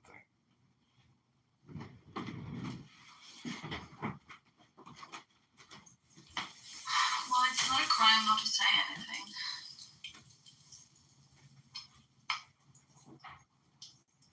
Isa, my favorite watermelon. Yes, Chorizo, how are you? Stop defaming me in the chat. Hey, my guy. Those people that saw that dude up with a rifle, when a bullet has your name, it has your fucking name, bro. You ain't getting away from that. That bullet has Eric's name all over it. It's unfortunate. I mean, we are all saying like, oh my god, maybe it's gonna, but can you imagine? I bet that he was close to maybe being shot some other times, you know, in other places. And he might have gone out alive, you know. But I doubt that this was the first time. Yeah, exactly. You know how many other instances these guys were set up? They just never had the chance. They saw the clear shot. Like I said, that bullet had his name on it already. Yeah, these guys must have tried already to kill him, but he was either lucky or it wasn't prevented or whatever. I doubt this was the first time they were after him. And I bet guys, with Ben Shapiro's and Michael Knowles and yeah.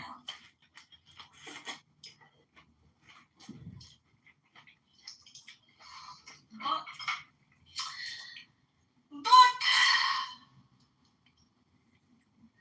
poor Charlie Kirk. You know, I've been asking. I hate to get off topic. I've been asking Grok a lot of questions, and I gotta say, Grok is extremely woke, and it's unbelievable that you think it's gonna have like this ultra conservative bias or something, but it's not. Grok is extremely liberal in its opinions, but I think it's really because that's the source of all the information. It's just indexing the internet, and the internet is just full of woke opinions. But it's like very anti-American and anti-patriotic.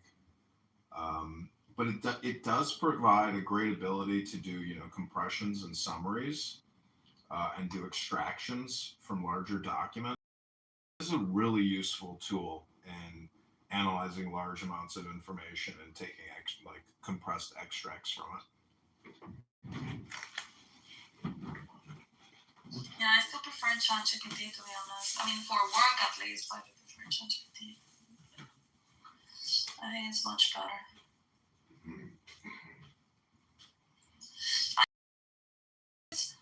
But I think the features, even on a paid subscription, are very limited compared to what you can get with ChatGPT. So I might stop paying for it.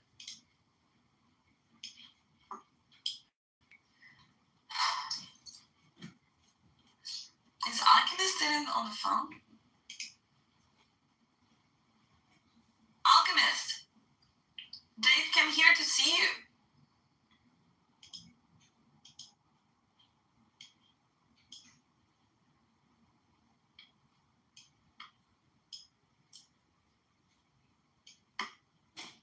What are you working on, Andre?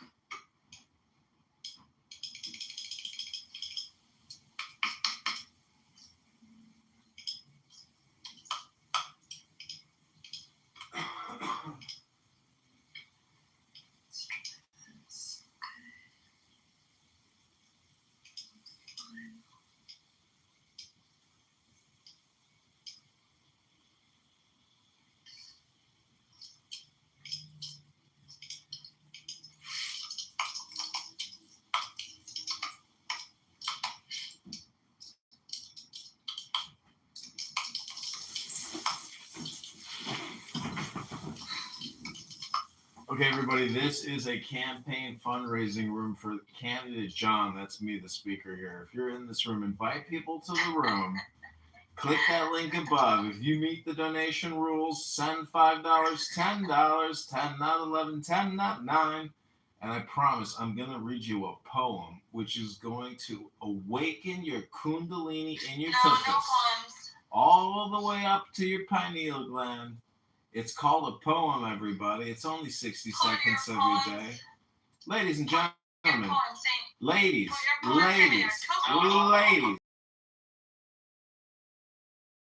of your time when you've spent years here talking about nothing. 60 seconds of a refined poem is all I'm asking. You did ask.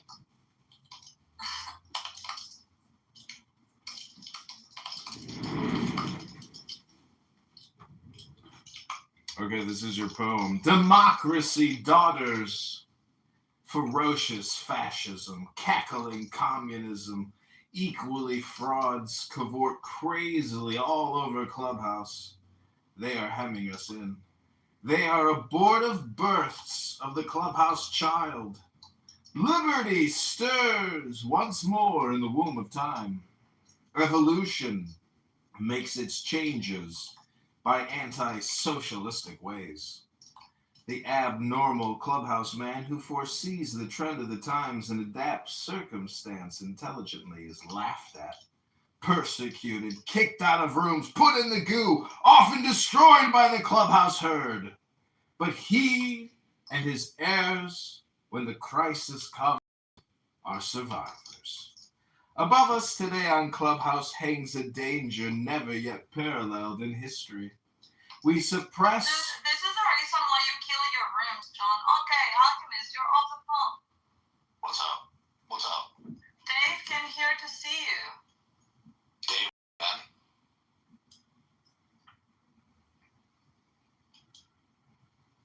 How are you? I haven't been in the Bitcoin. Okay, I'm trying to figure out if I want to be in a room with John or not. I just come here to see you, but it is good to see you. Yeah, man, you too. Yeah, I haven't been in the I'm a dangerous person. Dangerous person for recording your never-ending Bitcoin? You guys talking about nothing, Dave? Why is he a dangerous person? He's not mentally stable.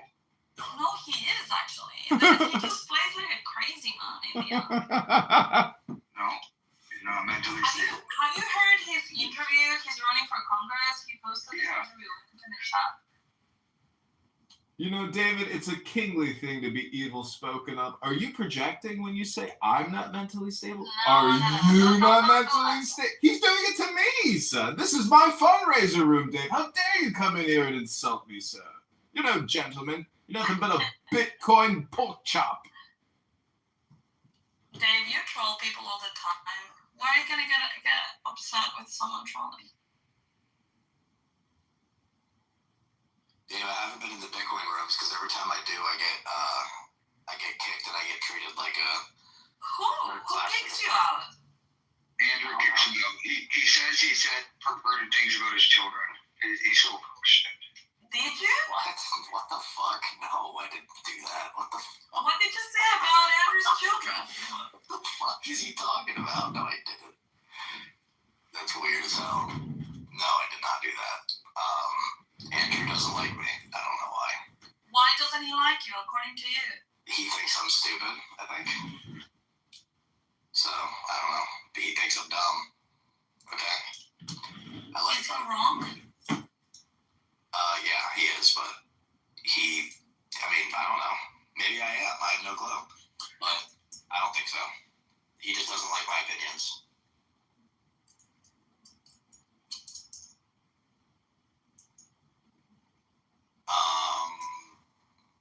Yeah, I don't know. So I just haven't been going in. But yeah, Dave, it's good to talk to you, man. I'll be traveling out of the country very soon. So I'll be in Colombia, and then we'll see from there. What are you gonna go do in Colombia? Are you gonna go find a wife? That's not on the itinerary, but probably not. No, I just want to go somewhere else, and yeah, just enjoy another culture for a little bit, learn. I've been tuning up on my Spanish, so yeah, it should be fun.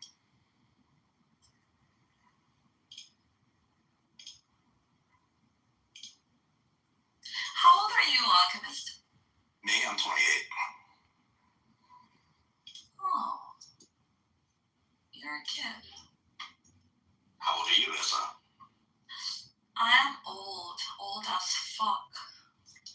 How old are we talking? Do I have to say? No, you don't have to. Yeah.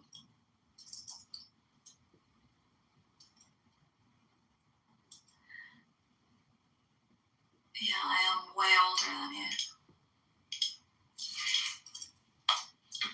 Older than Rico? Rico who? Rico. Tomas. Rico Nakamoto? Oh, no, yes. Rico Bosco? Yes. A little Bosco. bit. Okay. Yeah.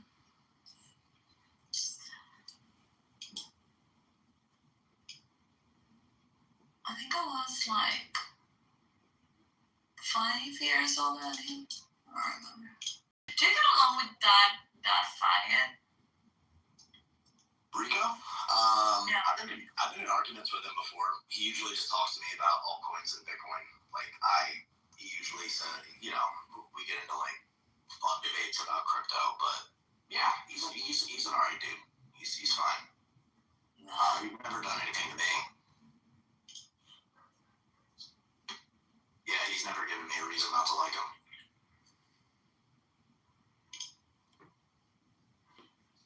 Well, good for you.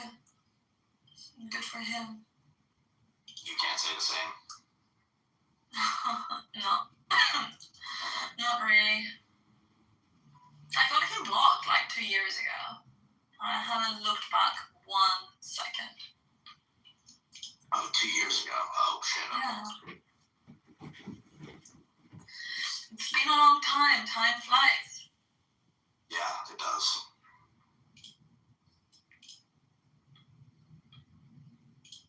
But yeah. You know what he did to Issa, right? Yeah, I do. Okay. What did he do to me? He made a dishonest woman out of you. Exactly. He took the last few years of fertility that you had and wasted it. Hey, what are you implying? That I'm not fertile anymore? I don't know. You said you're very old. Yeah, well, You did say that. and I'm not dry yet. but yeah, I'm old. But yeah, it was 2 years wasted with that fire. Plus the other 2 of recovery, I also had to dedicate that to him. So that's 4. Sounds like I can't trust your judgment. Actually, that's right. I thought people could trust my judgment until I had that relationship. It was horrible. Now, before that, I was like, yeah, I know how to read people. You should trust my judgment. Like, I know how to read people. Now I can't say that anymore. Oh, well. And that's why I don't trust John Kitover. Well, it's a you problem, Dave. I'm running for Congress, so I've never heard you say anything intelligent on this app ever. So I don't know. You can click the link above and send me $10 if you want to, ask for forgiveness instead of slinging insults, Dave. And if you don't like my YouTube channel, that's again a you problem, because in the Bitcoin room, it's just a waste of time.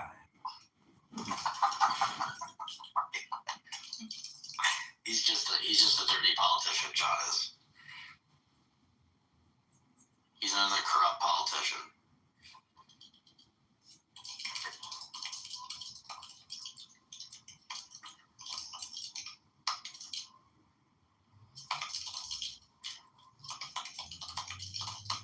Yeah, getting voted in Congress would only make me distrust you more, John. So.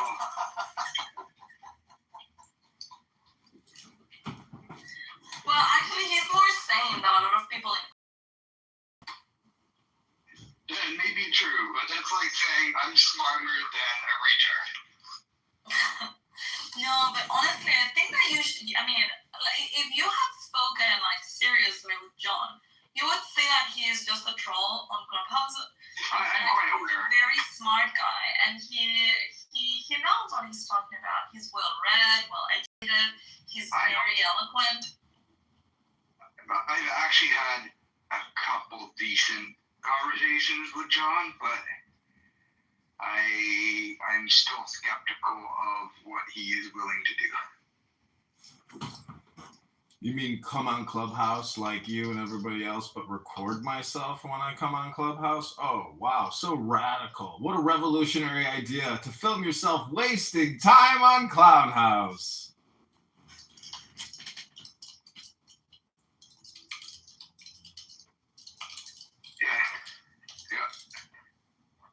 Somebody might use that to report you to authority. Why?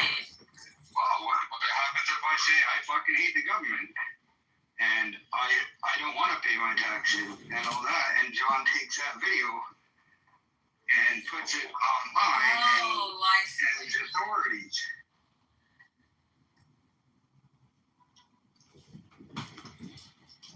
Well, I like Patriots. Just saying that you don't think people should trans themselves is enough to get you shot.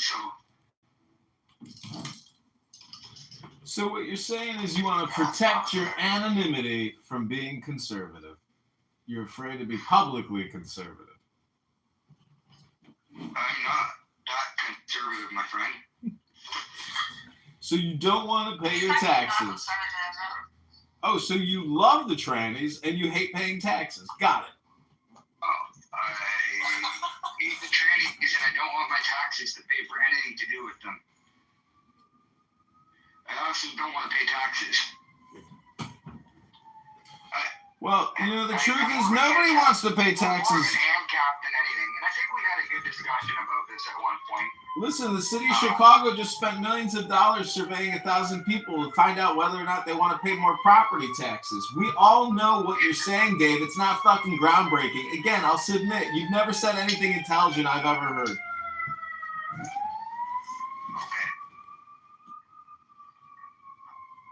We did have one good conversation that got cut short once, but I think Dave's a pretty intelligent guy. He just wants the government out of his life. Is there anything wrong with that? No, that's intelligent. But go ahead, Dave. Say something else that's intelligent.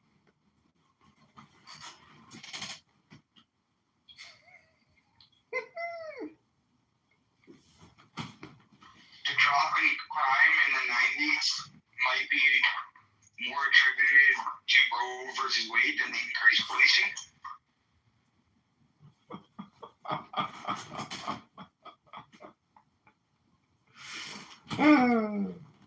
Okay, anything else intelligent, Dave? Because I am trying to gather intelligence on this app. So please say anything else intelligent. Thank you. Actually, Dave's one of the smartest guys on the Bitcoin rooms. That's definitely true. Yeah. Definitely not. I'm sub 80 IQ. He's smart, he's grounded, he is, he's got good values. And he also lives on a farm, which gives him extra points.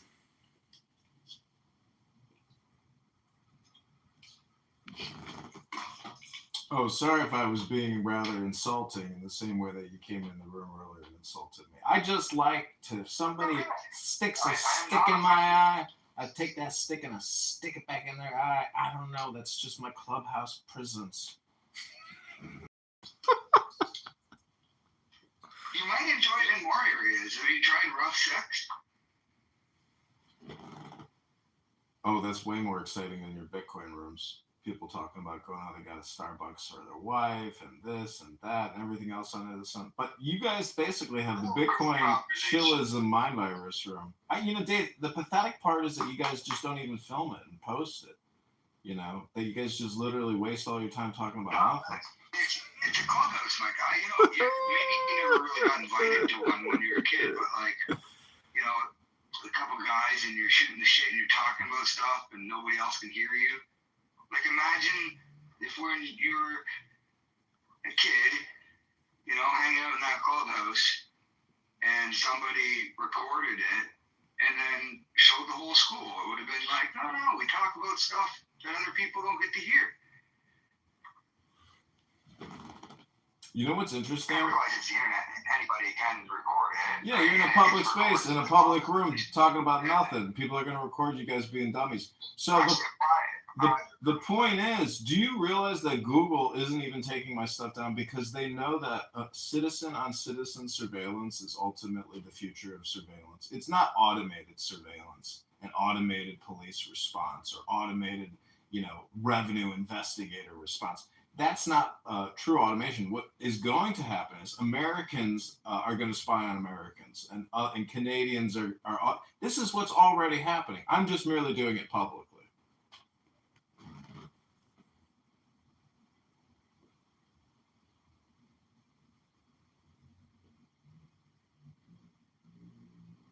I have to think about that. What do you think people will store where there's surveillance on.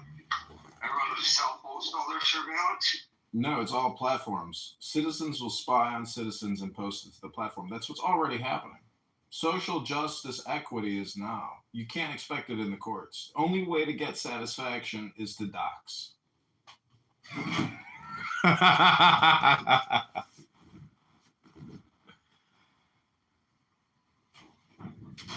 You're absolutely crazy if you think you can come on the internet now and be anonymous. It's utterly impossible. The digital footprint, you're just tied to whatever you communicate. About this yesterday. Oh, really? Well, it's now right now. Did you know now is a compression of yesterday? So, you know, I got a goldfish. What's the name of your goldfish?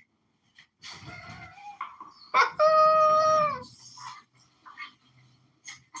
are you talking about, John? Well, that's my point. What's this fucking guy talking about? Nothing.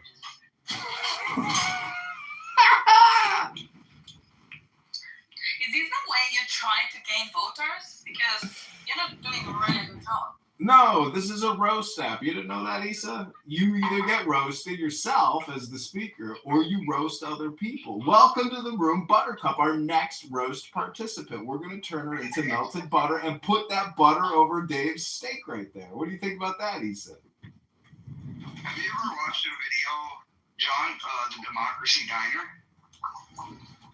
No, I've never seen it. Oh, it's on YouTube. You should go watch it. That's how I feel about voting. Well, sometimes you're going to have breakthrough candidates. I have voted. Generally, I avoid it. Well, if you can meet a candidate who questions authority and thinks for himself, you know, and is nonviolent, that person can be your teacher. That person can be your leader. You know, I'm one of those individuals who can lead. I've led. I've been in the military. I've been an officer and a leader in the United States Army. I've been a leader in corporate America and digital communications. I know how to have a conversation without talking over people, just like you, Dave. I'm an adult, not a child, Dave. Did you get discharged from the military and what for? I was medically discharged from the United States Army on Fort Huachuca, Arizona, while serving in active duty training, Dave. I was injured, Dave. I was injured. Dave, I can talk all day, but you can click the link right now. Oh, you live in Canada. You can't contribute. That's a bummer, Dave. But anybody in America who's listening to this campaign message right now, go to johnforcongress.com or click that link above right now. You're becoming annoying. Why were you discharged? I told you I was medically discharged in August of 2020. I was medically discharged and I'm not finished speaking. Why are you yelling at me? And why do you keep cutting me off in my own fundraising room, Isa? Stop yelling at me, señorita, por favor. Háblame. Pasivo, por favor. No hablas inglés. Señorita, I'm not going to do your room if you're going to keep talking over me with Dave. He's a mental. This is a waste of my time if all you're going to do is...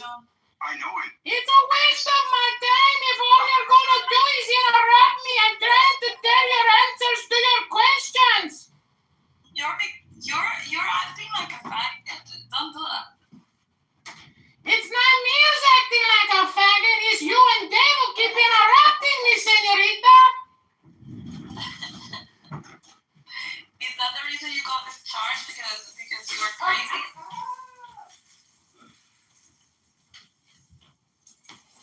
Answer, John. Let's just say I have a... Stop interrupting me and I will answer your question, señorita. Let's just say I have an oppositional defiance disorder to loud-mouthed women and stupid people, including stupid men. So I have what's called oppositional defiance disorder to stupid people who want to waste your time with stupid, irrelevant shit that is meaningless because of their egos, because of their big mouths and their know-it-all positions. And that's why I'm running to lead the 16th district. You can keep muting me all you want, senor, but this is my fundraising room for my campaign. Either click the link above and get $10 or hold your questions to the answer. Your questions will be answered. This is a public town hall.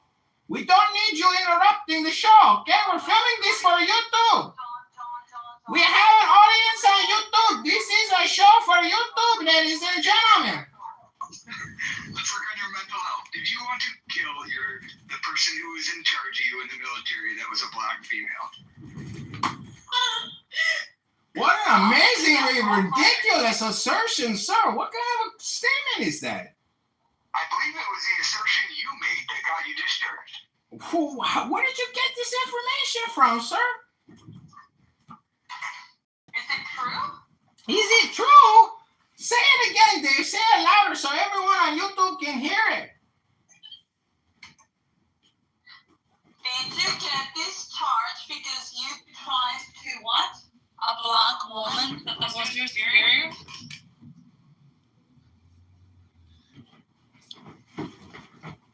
Wait, he tried to hook up with her? What do you No, he wanted to kill her. What? Strangle her. Oh my god. I wanted to kill somebody in the military? Why would I want to kill somebody in the military? Because she was black. She was black! Wow! That's the whole story. Okay, good one, Issa. Oh, you're such a good journalist. You're going to go so far in the media world. I know you're such a great executive selling all your advertising space. But in terms of interviewing, you two really suck.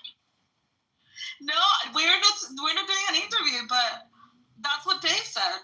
Is that true? Interview. This is on YouTube, and we're fundraising here. You guys really suck at fundraising. Let me. Okay, we'll prepare a proper interview room, but this one is not it, and we don't really have like a lot of audience. We need to do it earlier in the morning. But we discussed yesterday, but I have no faith in you, and I'm not putting all my chickens in your hat. No, because So I was working today. I didn't connect to Clubhouse until later today. With the flow, I just fool around and create content all day. I mean, I'm just saying, if you want to get organized and actually be efficient in your communication, I'm there to help you guys. But if you want to play the stupid game, I can play the stupid game too. Oh my God, John!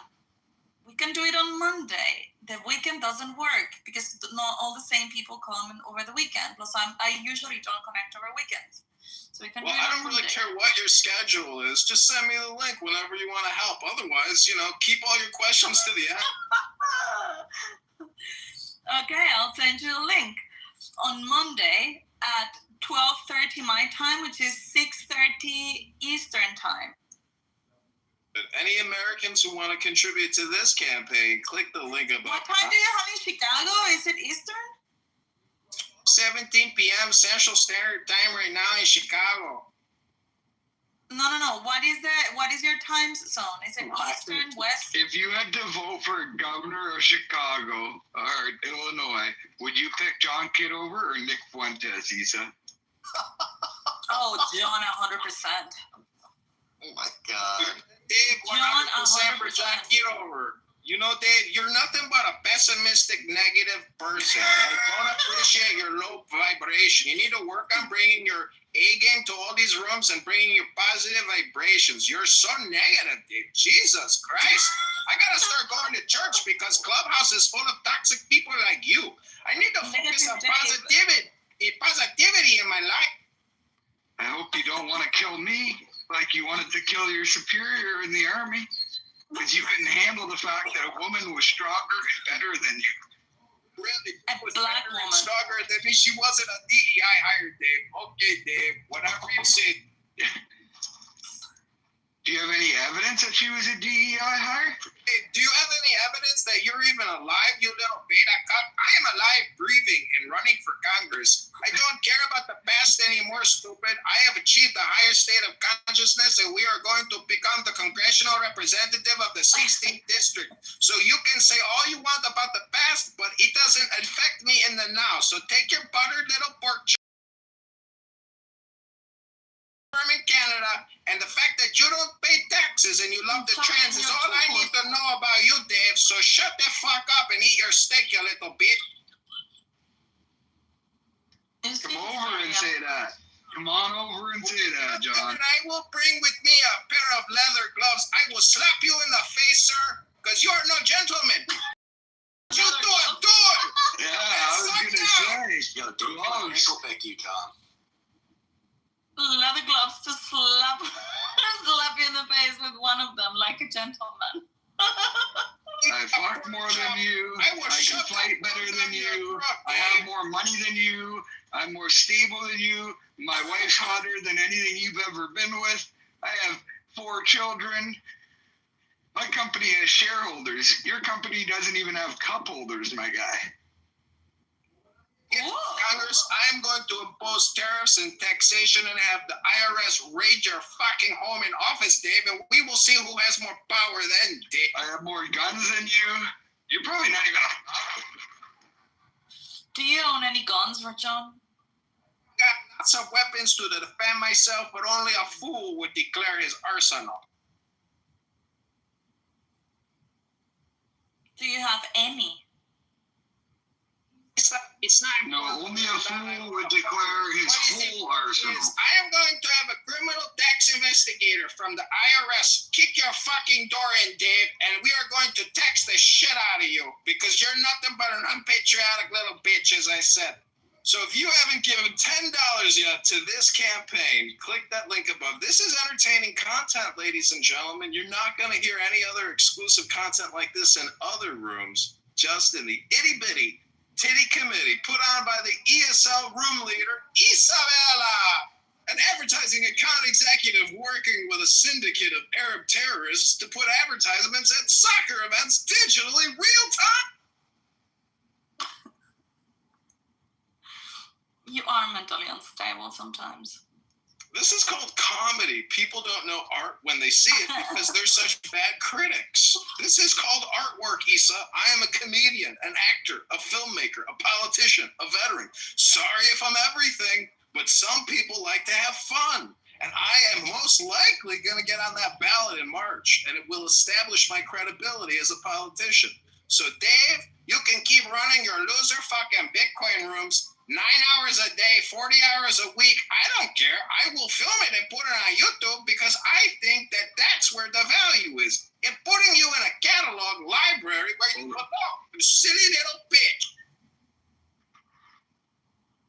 Get on a ballot as, and that's credibility. The March 17th primary, Dave, and I bet you your wife isn't very hot, and I bet you don't even have more money than me. So take your bullshit, Dave, back to your fucking Bitcoin room, bitch. She is hot, and his children are actually very, very beautiful children.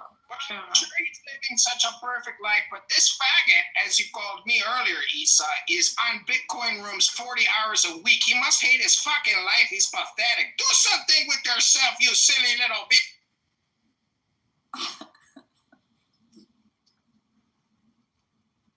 And there goes your fundraising. You're too much of a coward to run for office yourself, Dave. You're such a little beta cock. Why Put would yourself he out run in the for public. office? Hold on, man, chill. Why would he run for office when he doesn't believe in the government? He's a hypocrite and a... Why would he be a traitor? He doesn't want the government in his life, so why would he be one of them? A traitor implies that at some point I was compliant and accepted or the Declaration of Independence. What? You need to stop yelling. Just speak normal, John. It's the laws, Issa. You should read a book sometime. Dave doesn't read. Why can't you just be the blood of the patriot that is required from time to time? Why do you have to come on here and do this? Stupid. It's called reading a book, stupid. Some of us use programs and coding and intelligence to make informed decisions instead of the blood of the page. You're getting annoying right now. Please, just. This fundraiser room is complete, my opinion. I'm ready to get kicked. Don't. It's your show. If you don't like me as a person or how I sound or how I'm... I like you as a person. Do I need to remind you this is a fucking roast app? And the longer you spend your time talking here, the bigger the fucking hypocrite you become because it's a waste of fucking time.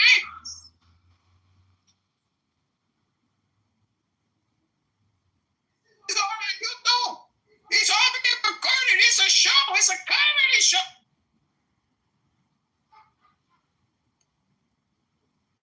I think I'm the only one laughing here. All right, but I'm okay, cool. Yeah. Okay, fine. I mean, look, when you do Na'am Simran, right? Am I saying that right? Is that okay? No. Like, right. So when that purifies your mind, and gives you Making a complaint about something that his estate has in a fucking book that has been proven it's there. Like, what's next? Go sue his fucking estate. Go sue Epstein's estate. They said it was yours.